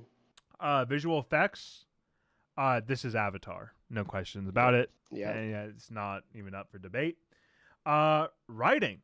We have All Quiet on the Western Front, Glass Onion, and Knives Out Mystery, Living, Top Gun Maverick, and Women Talking. Or should I say, Women Are Talking. Marky Mark. Are they allowed to talk? Oh my. I think this is going to Women Talking. I really do. I'm rooting for Knives Out just to see something different win, but yeah. to be honest, I have no idea. Okay. I haven't seen any of those movies really. And then we got writing for original screenplay. We got Banshees, Everything Everywhere, The Fablemans, Tar, and Triangles of Sadness. I don't think Tar's going to, besides actor, I don't think Tar's going to get anything. So I'm rooting for Tar here. It's everything all at once will win. I just don't like that movie. So I'd rewatch it. On the rewatch, I mean, I loved it. I mean, I didn't never hated it or anything, but were you like, what that was that the first time? Yeah, the first time I was like, that was different. I've been thinking about rewatching it. Like seriously, I've been thinking about doing it. The first time I watched it, I thought it ran really long, and the second time I rewatched it, it didn't feel long at all. So I would say try at least try to give it a watch. Okay. I'm in the Oscar mood of watching movies, so I need to do that. And to me, it doesn't really feel like an Oscar movie, so another reason why I'm kind of rooting for that compared to anything else. Yeah. Okay. Or everything else. Okay. Best Picture, we have All Quiet on the Western Front, Avatar: Way of Water, Banshees of Inisherin, Elvis, Everything Everywhere All at Once, The Fablemans, Tar, Top Gun: Maverick, Triangle of Sadness, Women Talking. Okay? I've been saying since the very beginning, since 2018, or even longer than that, Zack, Top Gun Maverick's going to come out, be the best movie of the year. It's going to be nominated for Best Picture. I said those words. I said those words many places. So for me not to choose Top Gun Maverick in this time would be awful. So I am choosing Top Gun Maverick all the way till the end. Of course, it has to be Top Gun Maverick. But I know you're going to choose Everything Everywhere, and that's probably the smart decision. But if Top Gun won, I would not be angry about that. Oh man, I hope it wins, dude. Because I'm going to see this at South by Southwest. If it loses, people are like, "Are you kidding me?" I'll be like, "Yes!" screaming. I think if Top Gun won, I don't think there'd be much pushback at all, in my opinion. Just from you see how much people go ape shit for this Everything Everywhere is All at Once. Yeah, I do, but I still don't. I still. It wouldn't be like if what would make them people mad the most? I don't even know. Elvis. Yeah, if Elvis won, I think people would be like, "What?" No, I would say no. It's either Elvis or Avatar. People would get really angry about. Yep. Shoot, I would see people getting mad about if Fableman won. There's people who do not like that movie. Do you, what's your thought? I know you've already told me you liked Fablemans, didn't you? Yeah, it was in my top 5 of the year. I wouldn't be mad if that won, but I don't see it winning. Okay, that's our Oscars. Again, some of them are locked, some of them are still iffy on. Anyways, okay. Since last stream, last month, we went with your list first. I'll start with mine, and then I can be done with talking, and you can talk for a little bit. Okay. So starting, I forgot. Did we talk through any of the Sundance movies? I think that's what you mainly did. You were just finishing. It was like you had like 12 hours left. So I'll start from there. I'll start from there. I would go through like the last one or last 2 of the Sundance movies. When was that last? Because we did it that Sunday, wasn't it? Yeah, because you were like, yeah, I have like 10 hours left. So it was still the last day of Sundance. I don't know what day. So that was like January 26th. So, so that Sunday would have been the 29th. Okay. I'll just kind of go. Yeah, I'll go through the 29th and continue. Okay, so I finished it off with my favorite movie of the festival, which was Slow, which was like a foreign movie. And it was good. This is probably still my favorite movie of the year so far. I just liked how you lived in with the whole movie. So I actually really like that movie. Let me close some of these tabs out so I can just pull up pictures of them if need be. Okay, then ended off that month with You People, the Jonah Hill movie. A lot of people are hating on this movie. I kind of enjoyed it. Like I thought there were some funny moments. I thought there were some funny moments. Overall, it wasn't a great movie, but it was all right. Yeah, I may watch it. Is it short? Is it an hour and a half? Yeah, I think so. Yeah. So then, to go from film festival movies, I took a break. I took like a couple days. And then I watched through the Fast and Furious franchise again. So I started. I'd take those over those. So I started the Fast and Furious. The first one I really did enjoy. Like I thought it was good. Still not really the greatest thing in the world. Point Break ripoff, right? Yeah, exactly. And then the next day I watched like my favorite film of the franchise now, which is Too Fast, Too Furious, dude. I love that movie. I'm hungry. It's underrated. I'm hungry.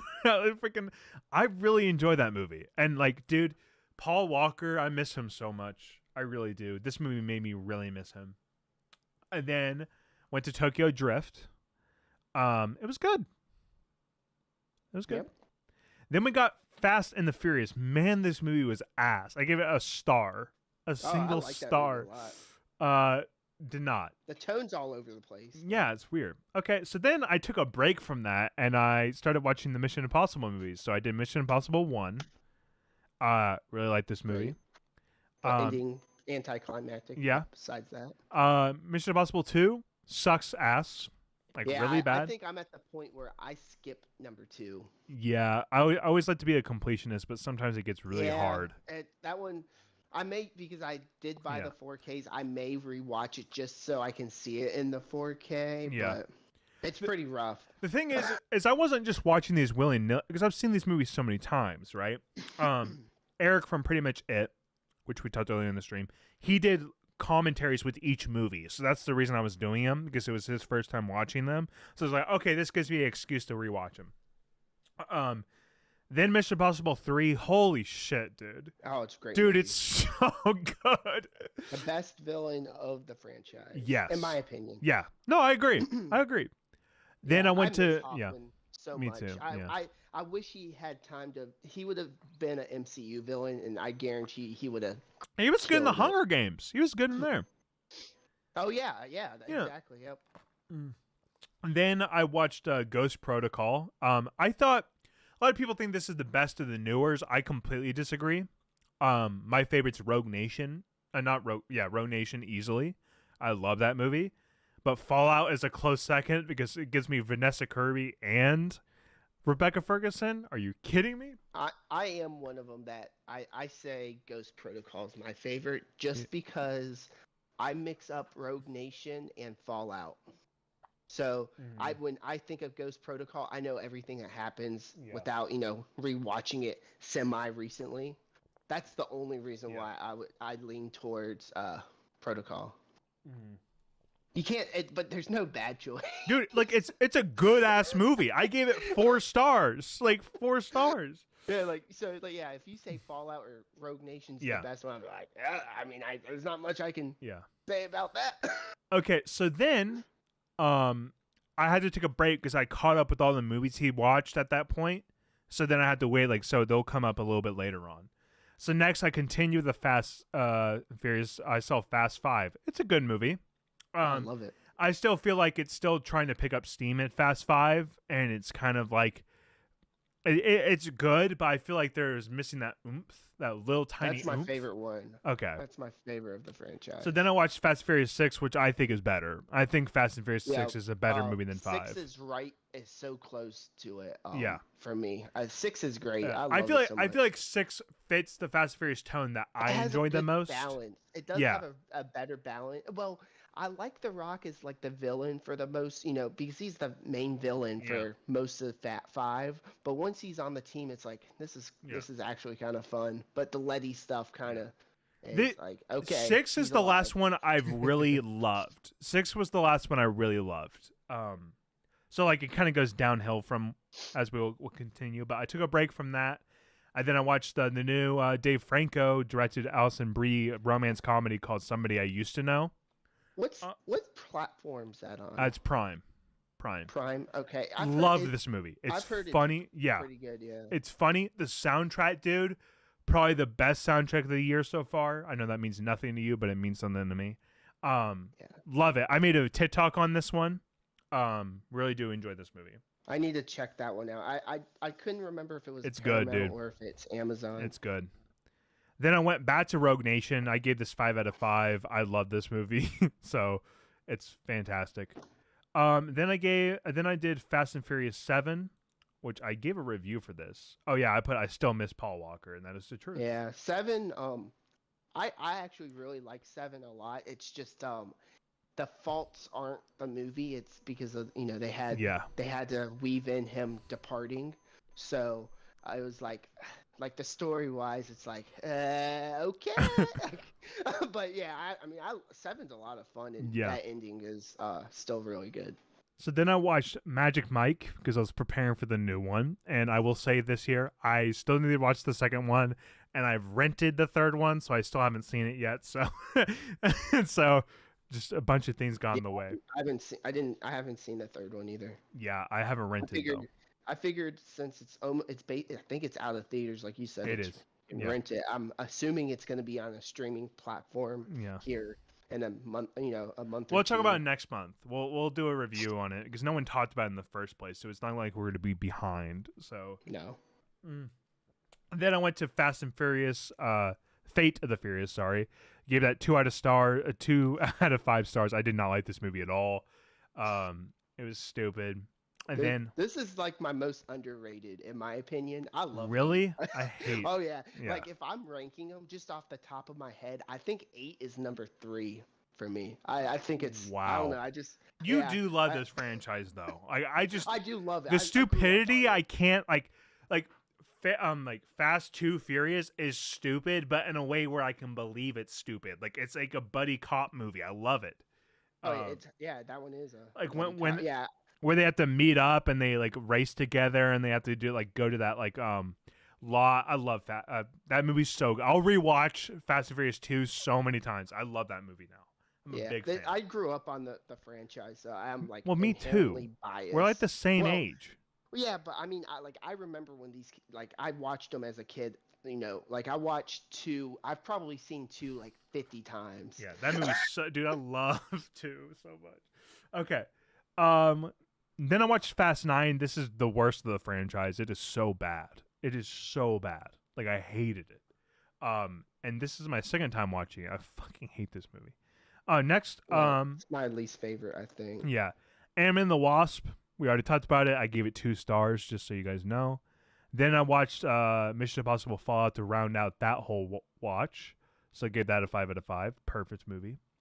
Then I watched After Sun for my second watch. Love it. I think on my third watch, I'm going to give it a 5 out of 5, but it's at 4 out of 5 right now. Then I watched All Quiet on the Western Front. Good movie. Didn't love it. 4 out of 5.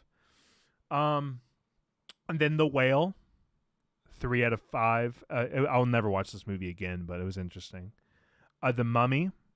I watched the first one. I want to continue watching those movies. Oh, not the cruise one? Not the classic? I want to rewatch that movie really bad because I own it. I own it. Dude, I own every Tom Cruise movie, dude. I own his worst shit movies of all time, like Rock of Ages and shit like that. I saw a post on his. You know how much I love Tom Cruise, right? He's my favorite. I saw a post on his like Tom Cruise can do no wrong. I'm like, dude, as a massive fan of him, he has done very wrong things. He's done Rock of Ages. He's done The Mummy. Like it's just the dude's fucking insane. But I love him. He does have. I mean, every actor has misses though. So like I'll admit it. Like if Ben Affleck got and went out that Ben Affleck has done awful things, I would believe it. Like I would believe it. The dude just gives me that vibe. Like I would believe it. But anyways, so after that, then I watched Creed, 5 out of 5. Then Creed 2, 4 out of 5. And then Creed 3, 4 out of 5. And then right out the last one to prepare for this upcoming week. Only have a couple more days. I watched the Scream 5 for my third time. I'm surprised I've seen this movie 3 times already. And I get it, Zach. You've seen like 6 times, but for me, it's odd. Okay. I've seen Scream 5. Yeah, probably 6 times. Just guessing. I can look it up. Have you done your rewatch yet? Okay. No, I'm starting it tonight. I don't know if I'm gonna go straight because I was like, oh, it comes out Thursday, so I'm like, I need to get on that. I wish we could talk about it, but literally I have to go to bed and then go on my trip like the day after. So And I don't want to be waiting in line where people have seen it and they talk about it and me not knowing anything. Dude, I would hate that. I'd be really careful because apparently, I don't know how real it is, but There's apparently someone leaked the Yeah, I have not seen ending. anything about it, So, dude. Not one yeah, thing. so So I'm clear. I've been like, if I see like, usually when I see like a movie that's news trending, on Twitter, I usually click on it. Not with Scream. Nope. Yeah. Yeah. So that is what I've seen. Just a bunch of franchises watch, which I don't really do that often. It was nice. Like, it felt going from like a film festival to just like relax watching like popcorn based movies. It was a great time. Like, I really enjoyed myself. So yeah, I need to watch Hobbs and Shaw. That's the one I didn't click off. I'm not really in the mood to watch it though. I love Hobbs. I hate that movie. I love Vanessa Kirby, but okay, that movie. I think the action in that movie is so good. I don't know. I just it's so stupid, but it's so great. It reminds me of just the old '80s action so much. I'm like, sweet. What? Why does it never say I'm not following you every time? I feel the love. I follow you. I see what you fucking post, and I message you about it. Where the hell? There you are. Okay. Yeah, it's a lot of rewatching. Okay. This last month. Yep. Let's see. Wow, we got a lot to go through. Okay. So we started on the 29th is where we kind of ended off. I think so. Oh, I remember. We ended on Signs. I remember now. Okay. So we have. Oh yeah, because Cabin at the Knock at the Cabin was about to come out. Yeah. Yep. Okay, so we have California with a K. What is this about? It's a Brad Pitt movie, and it's he's a serial killer. And some reason they take him across the U.S. Like, they didn't know he was a serial killer until the end. Oh, it was terrible. It was terrible. It was not good. No, it was not good. Brad Pitt was like the best part of it. Like, I was like, this doesn't seem like a role he would take now. Brad Pitt, an Oklahoma boy. But yeah, it's I do not recommend it. Okay. Then we have Le Film Nikah, or however you say it. Oh, Le Film Nikita? Yeah. This is since the top 10 show always mentioned this movie. You saw that ended, right? I just watched it yesterday. Yeah. You heard my name in there. Oh yeah, I'll miss that show. It's Me so too. good. Dude, I felt sad for the next 2 days after that. I know I didn't watch it all, but like. Oh, I watched. Yeah, it took me a few days to finish the whole episode, but it was. Yeah, I may go back and rewatch. Me too. Their episodes. Me too. The ones I missed over the years. Yeah. Yeah. Which I don't know if they'll keep them up. I guess they will. 100% Roka will. But this one, they used to talk about this one all the time. It's like, it's not a prequel to Leon the Professional, but it has a character that is in Leon. Leon's in the movie, so it's not really a prequel, but it is kind of, if that makes sense. What the hell? Yeah, it's a really good movie. I need to see Leon the Professional. That's one I need to see. Yep. I'd recommend this one too. This one is subtitles. I think it's French. I don't care about subtitles. The action in this movie's good. Everything I really liked it. It was kind of, sometimes those action movies, definitely the 90s ones that they talk about or people talk about, you never know if they're going to hold up. Yeah. This one does very much so. Cool. Then we have Captive Stay. I've heard of this movie before. Yeah, and guess who's in it? Philip, right?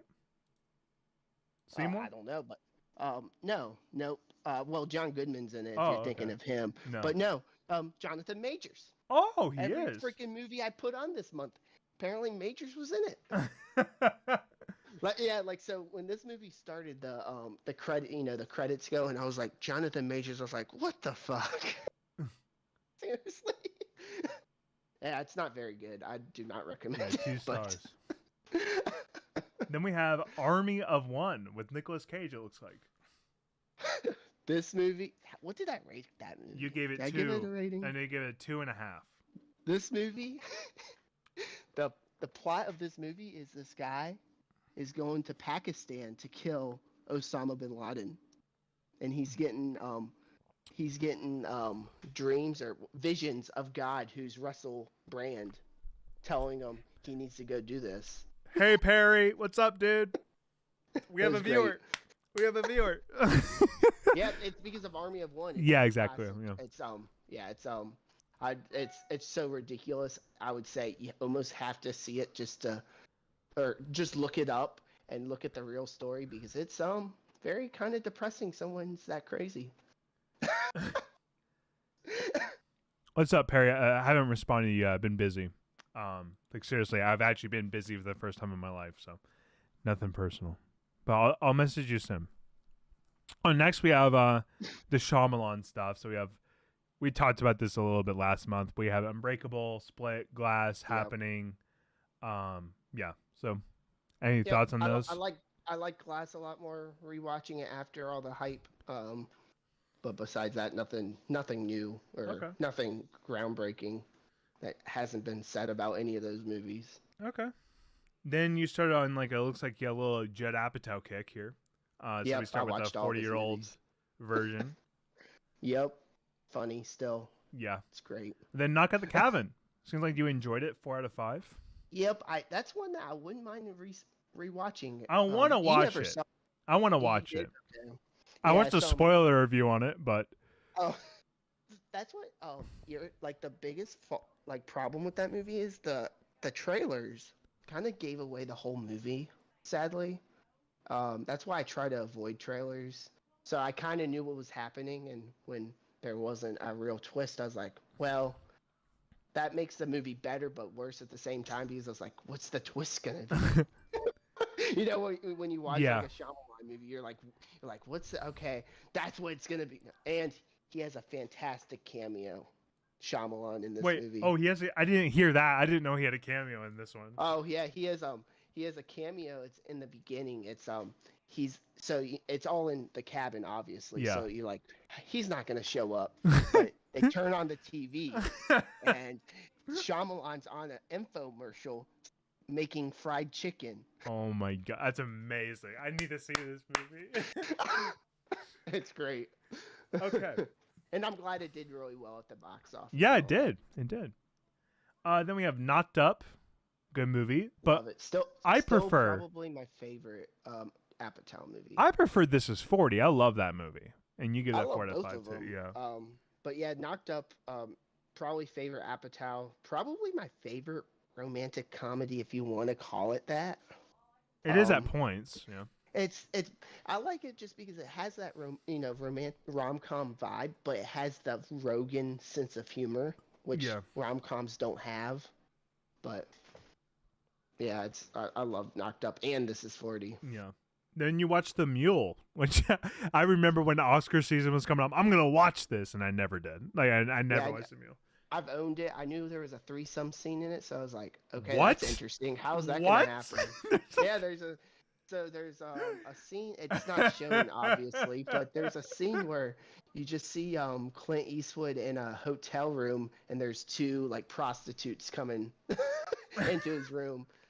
The movie itself is fine. It's nothing special. It's actually pretty boring, to say what it's about cartels and him, drug trafficking, but it's kind of boring, actually. Okay. Then you watched a movie called The Yards with Marky Mark, it looks like? Give it 2 stars? Yeah, it's okay. It has a great cast. Wait. I have a problem, real quick. Why? So your next watch was Funny People. You gave it 2.5 stars? So, Funny People... I thought you loved this movie. No, I still like it. But it's so long. It's so long. It has 2 different movies in one.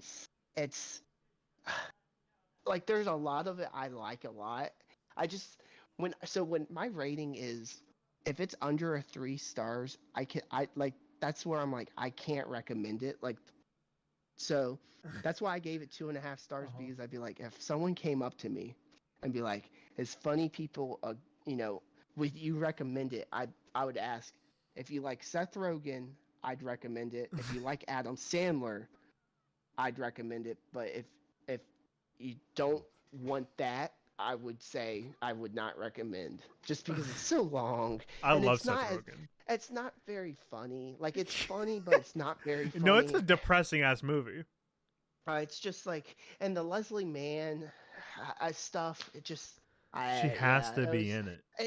and and I think the if someone wanted to watch this movie, I'd be like, watch The Big Sick. It's a better stand-up comedian rom-com. So then we have The King of Staten Island. And great, I haven't rewatched this, but I love this movie. It's very good. It's so good. I love it. It's so close to being my favorite Apatow. Yeah, it's really good. Then you did Trainwreck, which good movie as well.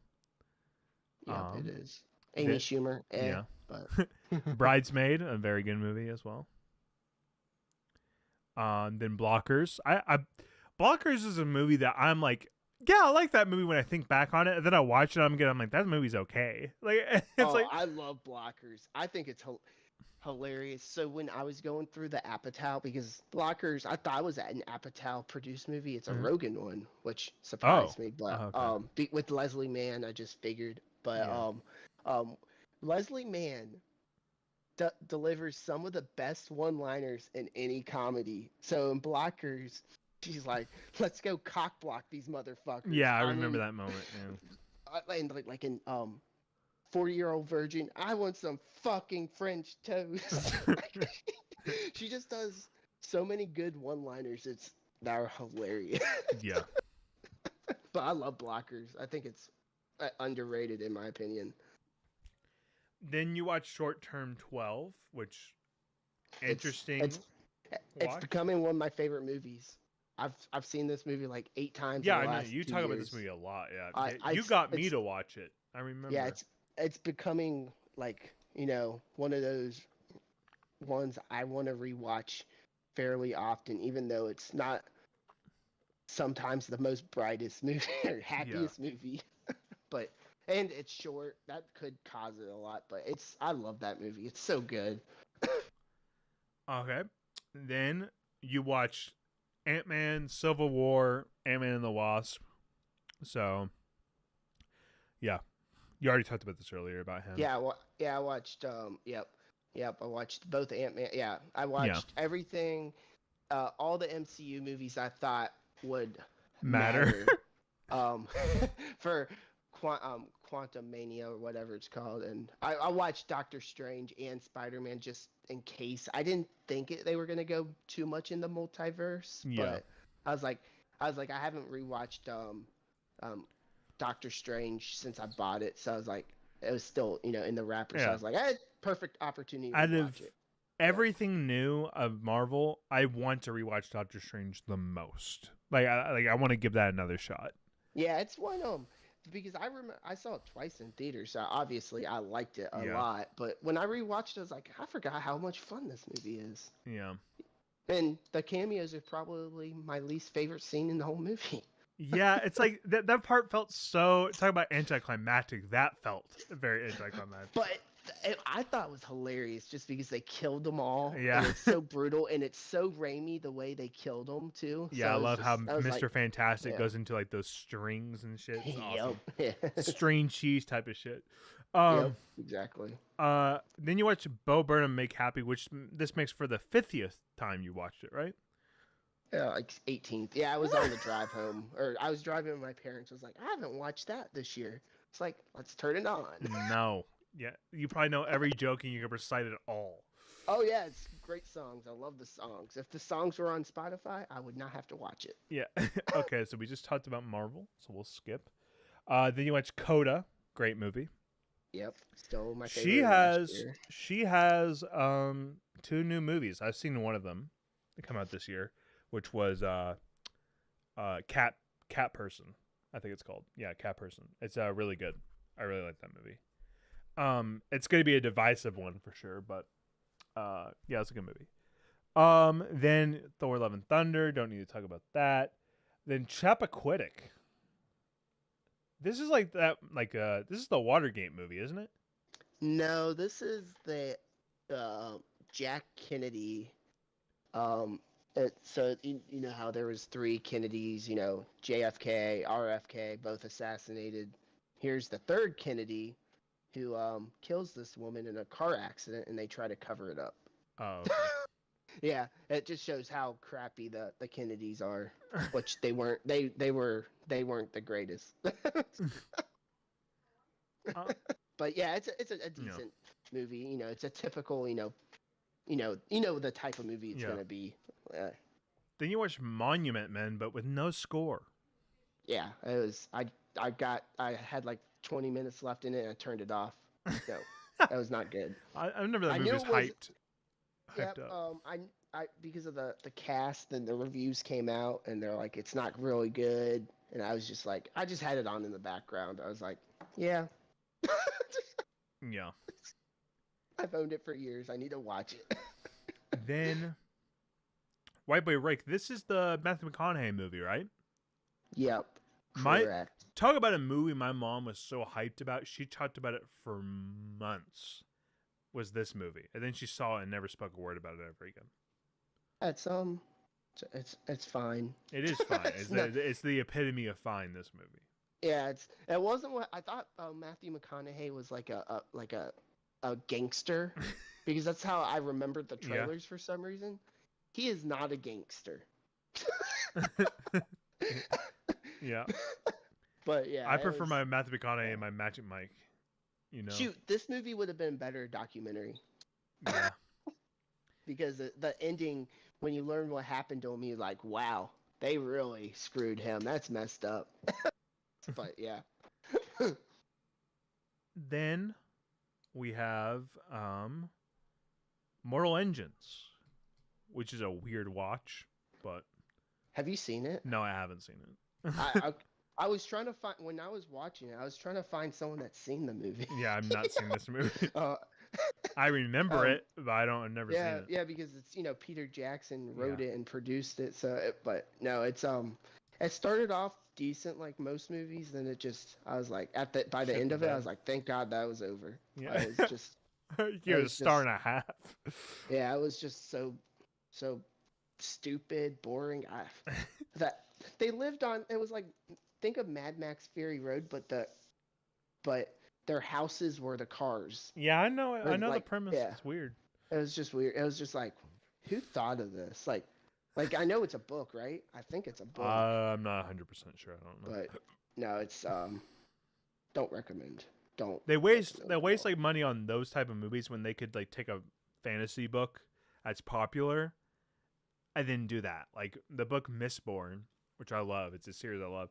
That franchise can make so much money. I think it's starting to get the wheels turning on that. But like or just in general. Yeah, I agree. Like just in general, why not? Because the movie, that's what I was thinking when I was like, all right, how much was this movie? It was $100 million. No telling what it looks expensive. Advertisement. Yeah. But yeah, it's like, why couldn't you think of like to make 4 small? They could be science fiction. I don't care, but small $25 million. Exactly. Movies. That's why I miss like the young adult movies, dude. I love those movies because they were just like, they felt like mid-range level of how much money they spent on it. And the first ones, always, because like the Hunger Games, really small. You can tell it's a smaller budget. Then on the up first the budget, one, yeah. Catching Fire was a massive budget at that point. And like Divergent, the first one, you could tell it's smaller than that. They just went too big. Yeah, they did. Those movies are so bad because the product wasn't as good. That's what ruined the young adult franchise was Divergent. It was them. So if they didn't split the last one that they never finished into 2, I think it would have been fine. Maybe.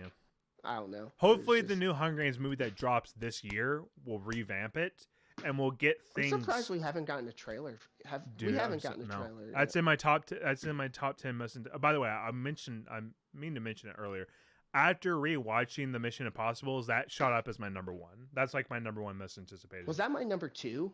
I think it was 1 because my 1 was Wonka, and then I just switched it. It was 2 for me, I think. Yeah, I think it was 2 for me. So it's my number 1 now because Wonka. I'm excited for it, but I'm like, those movies are too good not to be for my number 1. Like exactly. Yeah. And then you watch Kundun, the Martin Scorsese movie. I did not like this movie at all. I fell asleep multiple times watching it. It's a slow movie. Very, very slow movie. It's slow. It was one where I'll probably never watch again, but it was good. I mean, it was just, I mean, yeah, just it was just slow. I was like, I made fun of it just because you know how people always say people who don't watch all of his movies are like they're just gangster movies. Yeah. Sent a picture to someone. I've seen. Where the heck are all the gangster movies? Have you seen The Color of Money? Yeah, I've seen Color of Money. Yeah. No, I was talking to the other people that you're referring to. Yeah, I've seen everything except for like New York, New York. I hate that movie. I have not watched that one. Yeah. Yeah, I just needed to watch it. I've owned it for. It's a hard Blu-ray to find too. Yeah. Then you watched Gattaca. Remind me what this is. This is it's Ethan Hawke, Uma Thurman. It's actually pretty good. I've never heard of it. Sci-fi? Yeah, it's it's definitely sci-fi. But it's like future, and anyone that's not a certain genetic form or whatever as a baby, they like just map their whole life out. So if you're retarded, you're not gonna. We don't use that word. Okay. Oh, special needs. You're not gonna make it. You're gonna be a trash picker upper. But yeah, and the guy Ethan Hawke, he had a heart disability or whatever, so he was like picking up trash until he figured out a scheme to get out of it. It was actually, I highly recommend that movie. Okay. Yeah, if you ever see it like cheap or on streaming. Then you watched Cocaine Bear. Yep, it was stupid. I don't like I'm not a huge B movie person. Yeah. Because this movie thought it was hilarious when it wasn't. I mean, it was like I laughed. Yeah. But it thought it was, By the way, have you kept going to the movies every week? No, I've missed a few weeks. I'm getting back on it, but yeah, I've. It's hard when there's nothing you really want to go see. Yeah, and like I said with Mondays, if there's not one that shows right at 5, I don't want to wait around and be like, oh, I'm going at 7. I wish there was like a Bones and All always in theaters, like a movie like that, where it's just like a perfect Monday movie to go see with no one in the theater. It's just the times always. Yeah. Like I don't like going on the weekends either, but you need to see Bones and All. You need to see that movie still. I've never heard of it. It came out last year. Yeah. Okay, so next movie, my boy S. Zoller, love him. Drag Across the Concrete. See, you really liked it as well. Yeah, that was the first one of his. I've only seen. You haven't seen Brawl or Bone Tomahawk? No. I don't like Bone Tomahawk. I thought that movie was stupid. This movie's Drag Across the Concrete is worse compared to Brawl. Brawl is like one of my favorite movies of all time. I've heard Brawl is really good. My favorite thing about S. Zoller is he gets like these like the OJs, which are really like old like R&B singer group, and he gets them to do the soundtracks, but the songs that are in the movies don't correlate to anything that's happening in the movie. So like there is a song on Brawl which is like just not Vin Diesel, sorry, what's his name? Dodgeball dude. Vince Vaughn. Yeah, Vince Vaughn. Vince Vaughn's just driving in his car, and these guys are singing about how their AIDS are gone, but there's nothing to do like that even remotely revolves around AIDS in the movie. So like, so it's really weird. So like, there's one in this movie where like they're going on that car chase. It starts playing Shotgun Safari, but they're not even close to even use shotguns. So it's great. Yeah. And they're original songs. They're not picking them. They're original songs. I read that.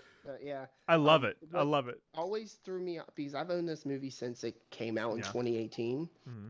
I always saw how long it was. I was like, it is long. It's long. I never felt the length, but I feel like the bank teller or whatever, the woman. Mm-hmm. You know how they like break up where they see or they stop the stuff with Vince Vaughn and Mel Gibson and goes to like her little story. Yeah. I think they could cut that. I mean, it didn't because she kills what's his name, then they kill her. So it's like, what was the point? Yeah. That was my whole thing. Like they could have taken that 10 minutes out, but Yeah. I really like that movie a lot. Yep. I want you to give by next month, watch Brawl. Oh, I doubt that happens, but we'll try at least. Then you watch Creed. We already talked about that. Then you rewatched Ant-Man, which you already said. Then you watched Woman in Gold. Is that the Ryan Reynolds movie? Yep, Ryan Reynolds. Helen Mirren, I believe. Yeah, it's Helen Mirren and Ryan Reynolds. Yeah. Yeah, I don't know why I really watched it. It was How is Ryan Reynolds in a serious role like that? Or was it not serious? You've never seen Buried? I have seen Buried. I've seen Buried, but this is more recent than Buried. Yeah, it's not much recent. Yeah. He actually has a couple really good scenes in this movie that are serious, but he's, it's your typical Ryan Reynolds kind of. But the only thing with this movie, there's flashbacks of where were they at? Poland? Not Poland. One of where she lived, and the flashbacks. It's just your typical World War II stuff, escaping the Nazis and seeing them line up the Jews. I guess you need to see that, because there's idiots that don't believe in that stuff. But I don't know. I've just seen that so many times where I don't really need to see it. Like. But yeah, it was a really good story, and it's kind of amazing with the true story, just because she was 20 or 25 when the Nazis invaded, and she died in 2011. So I mean, she died 10 years ago, but it's like she was old enough to remember all that. It wasn't like she was a kid, which now they're all dying off, but I thought I was like, just being a history major, I was like, that's kind of she probably had a very interesting life. Then you watch Clerks 3 again, which you started to love now. You didn't love at first, but now you love. Then you watch randomly. Favorite movie last year. Then you watch Order of the Phoenix. Why? What? Oh, it was my brother turned it on, so I watched it. Yeah, he had Goblin on, but it was halfway through, so I didn't count it. But we watched all of Order of the Phoenix. Okay. They watch Father Stew. Yeah, my whole family watched Father Stew. Like, you got to see this. I'm like, no, I'm not gonna watch this movie, and I still haven't seen it. So yeah, it's only reason I own it is because I bought it on Black Friday. No, not even Black Friday. It was those like secondhand bookstores or whatever. Yeah. So I go to one of those every month or so, and the Blu-ray just came out, and it was like $3. I was like, I like Mark Wahlberg, I like Mel Gibson, sure, and it's not great. Yeah, you give it a star and a half. And those stars and a half is they tried. That's why I gave it a star and a half. They tried. Mark Wahlberg tried, but Mel Gibson was probably the best part of the movie, and he wasn't acting. He was just a typical racist person. Then finally, to round it out, you watched Dreams, a Akira Kurosawa film. Yep, I just watched that this morning as well. Very good. It's just 8 short films put all together, and I don't know, there's definitely similarities with all 8 of them, so it was just interesting to watch that. With Kurosawa, you're always going to get something interesting in it. It was a very beautiful movie with a lot of colors. Okay. But yeah, when I turned it on, the first 2 short films or whatever you want to call them, I was like, I may not like this too much. But then by the end of it, I was like, wow, I'd rewatch that. Because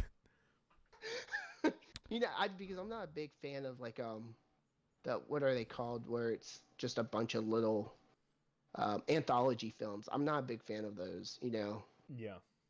There's one of those every couple years, and I'm like, Like Place Beyond the Pines. Yeah, those all meet up though. Yeah. By the end, like something like the Coen Brothers one for Netflix a few years ago. Oh, the Ballad of Buster Scruggs. Yeah, that one. Yep. You know how that one, like none of them really, Yeah. Not a story with all 8 of them or whatever. I was like, I like this one and this one, but the others I was like, eh. Yeah. That's why I don't like them usually. I enjoy that Ballad of Buster Scruggs. That was pretty good. I liked a few of them, but like the kid that's chopped in half Liam or whatever. Neeson one, yeah. Liam Neeson one's really weird. I think that is the one with the chopped in half, yeah. One. And I felt like, remember that one where there was one where they were in like a battle, like it was Old West obviously, and she shoots him, but he was trying to protect her, or one of their. I thought they should have ended on that one because that was like the best one of the whole film, because it was such a downer and it was so unexpected, and the last 2 of them were just dumb. Yeah. And the first one was the Ballad of Buster Scruggs. Like literally that was the first one. And the best part is the stupid meme you always get with James Franco saying, "This is your first time" or something. Yeah. Oh yeah, because he gets hanged, right? Yep. Yeah. Okay. Well, that has been the month of February, guys. We will be back next month, and I'm sure it's going to be a lot of South by Southwest talk. If you guys want to keep involved, make sure to watch the channel, TikTok, and Instagram to see about new content that's always going out twice a week, every week. So make sure to watch that stuff. Zach will keep on watching things, and we will continue. We'll talk about Scream next month.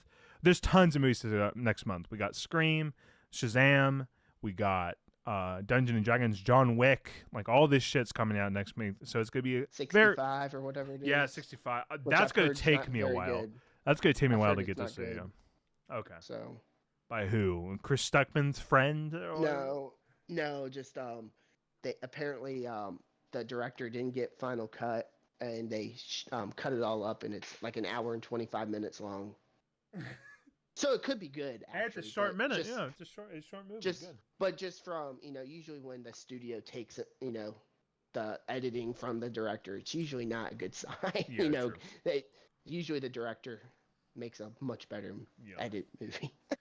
But anyways, you guys can find me at Wiley K. Todd, and you can find Zach at Blu-ray Zach. She doesn't really post much there, so nope. He will at least post one Blu-ray that he got on his story this month. I post on my story every so often. Yeah, so keep out for that. just randomly, like, oh, this trailer looks good. Yeah, so keep out for that, everyone. There's tons of stuff happening in March. So we'll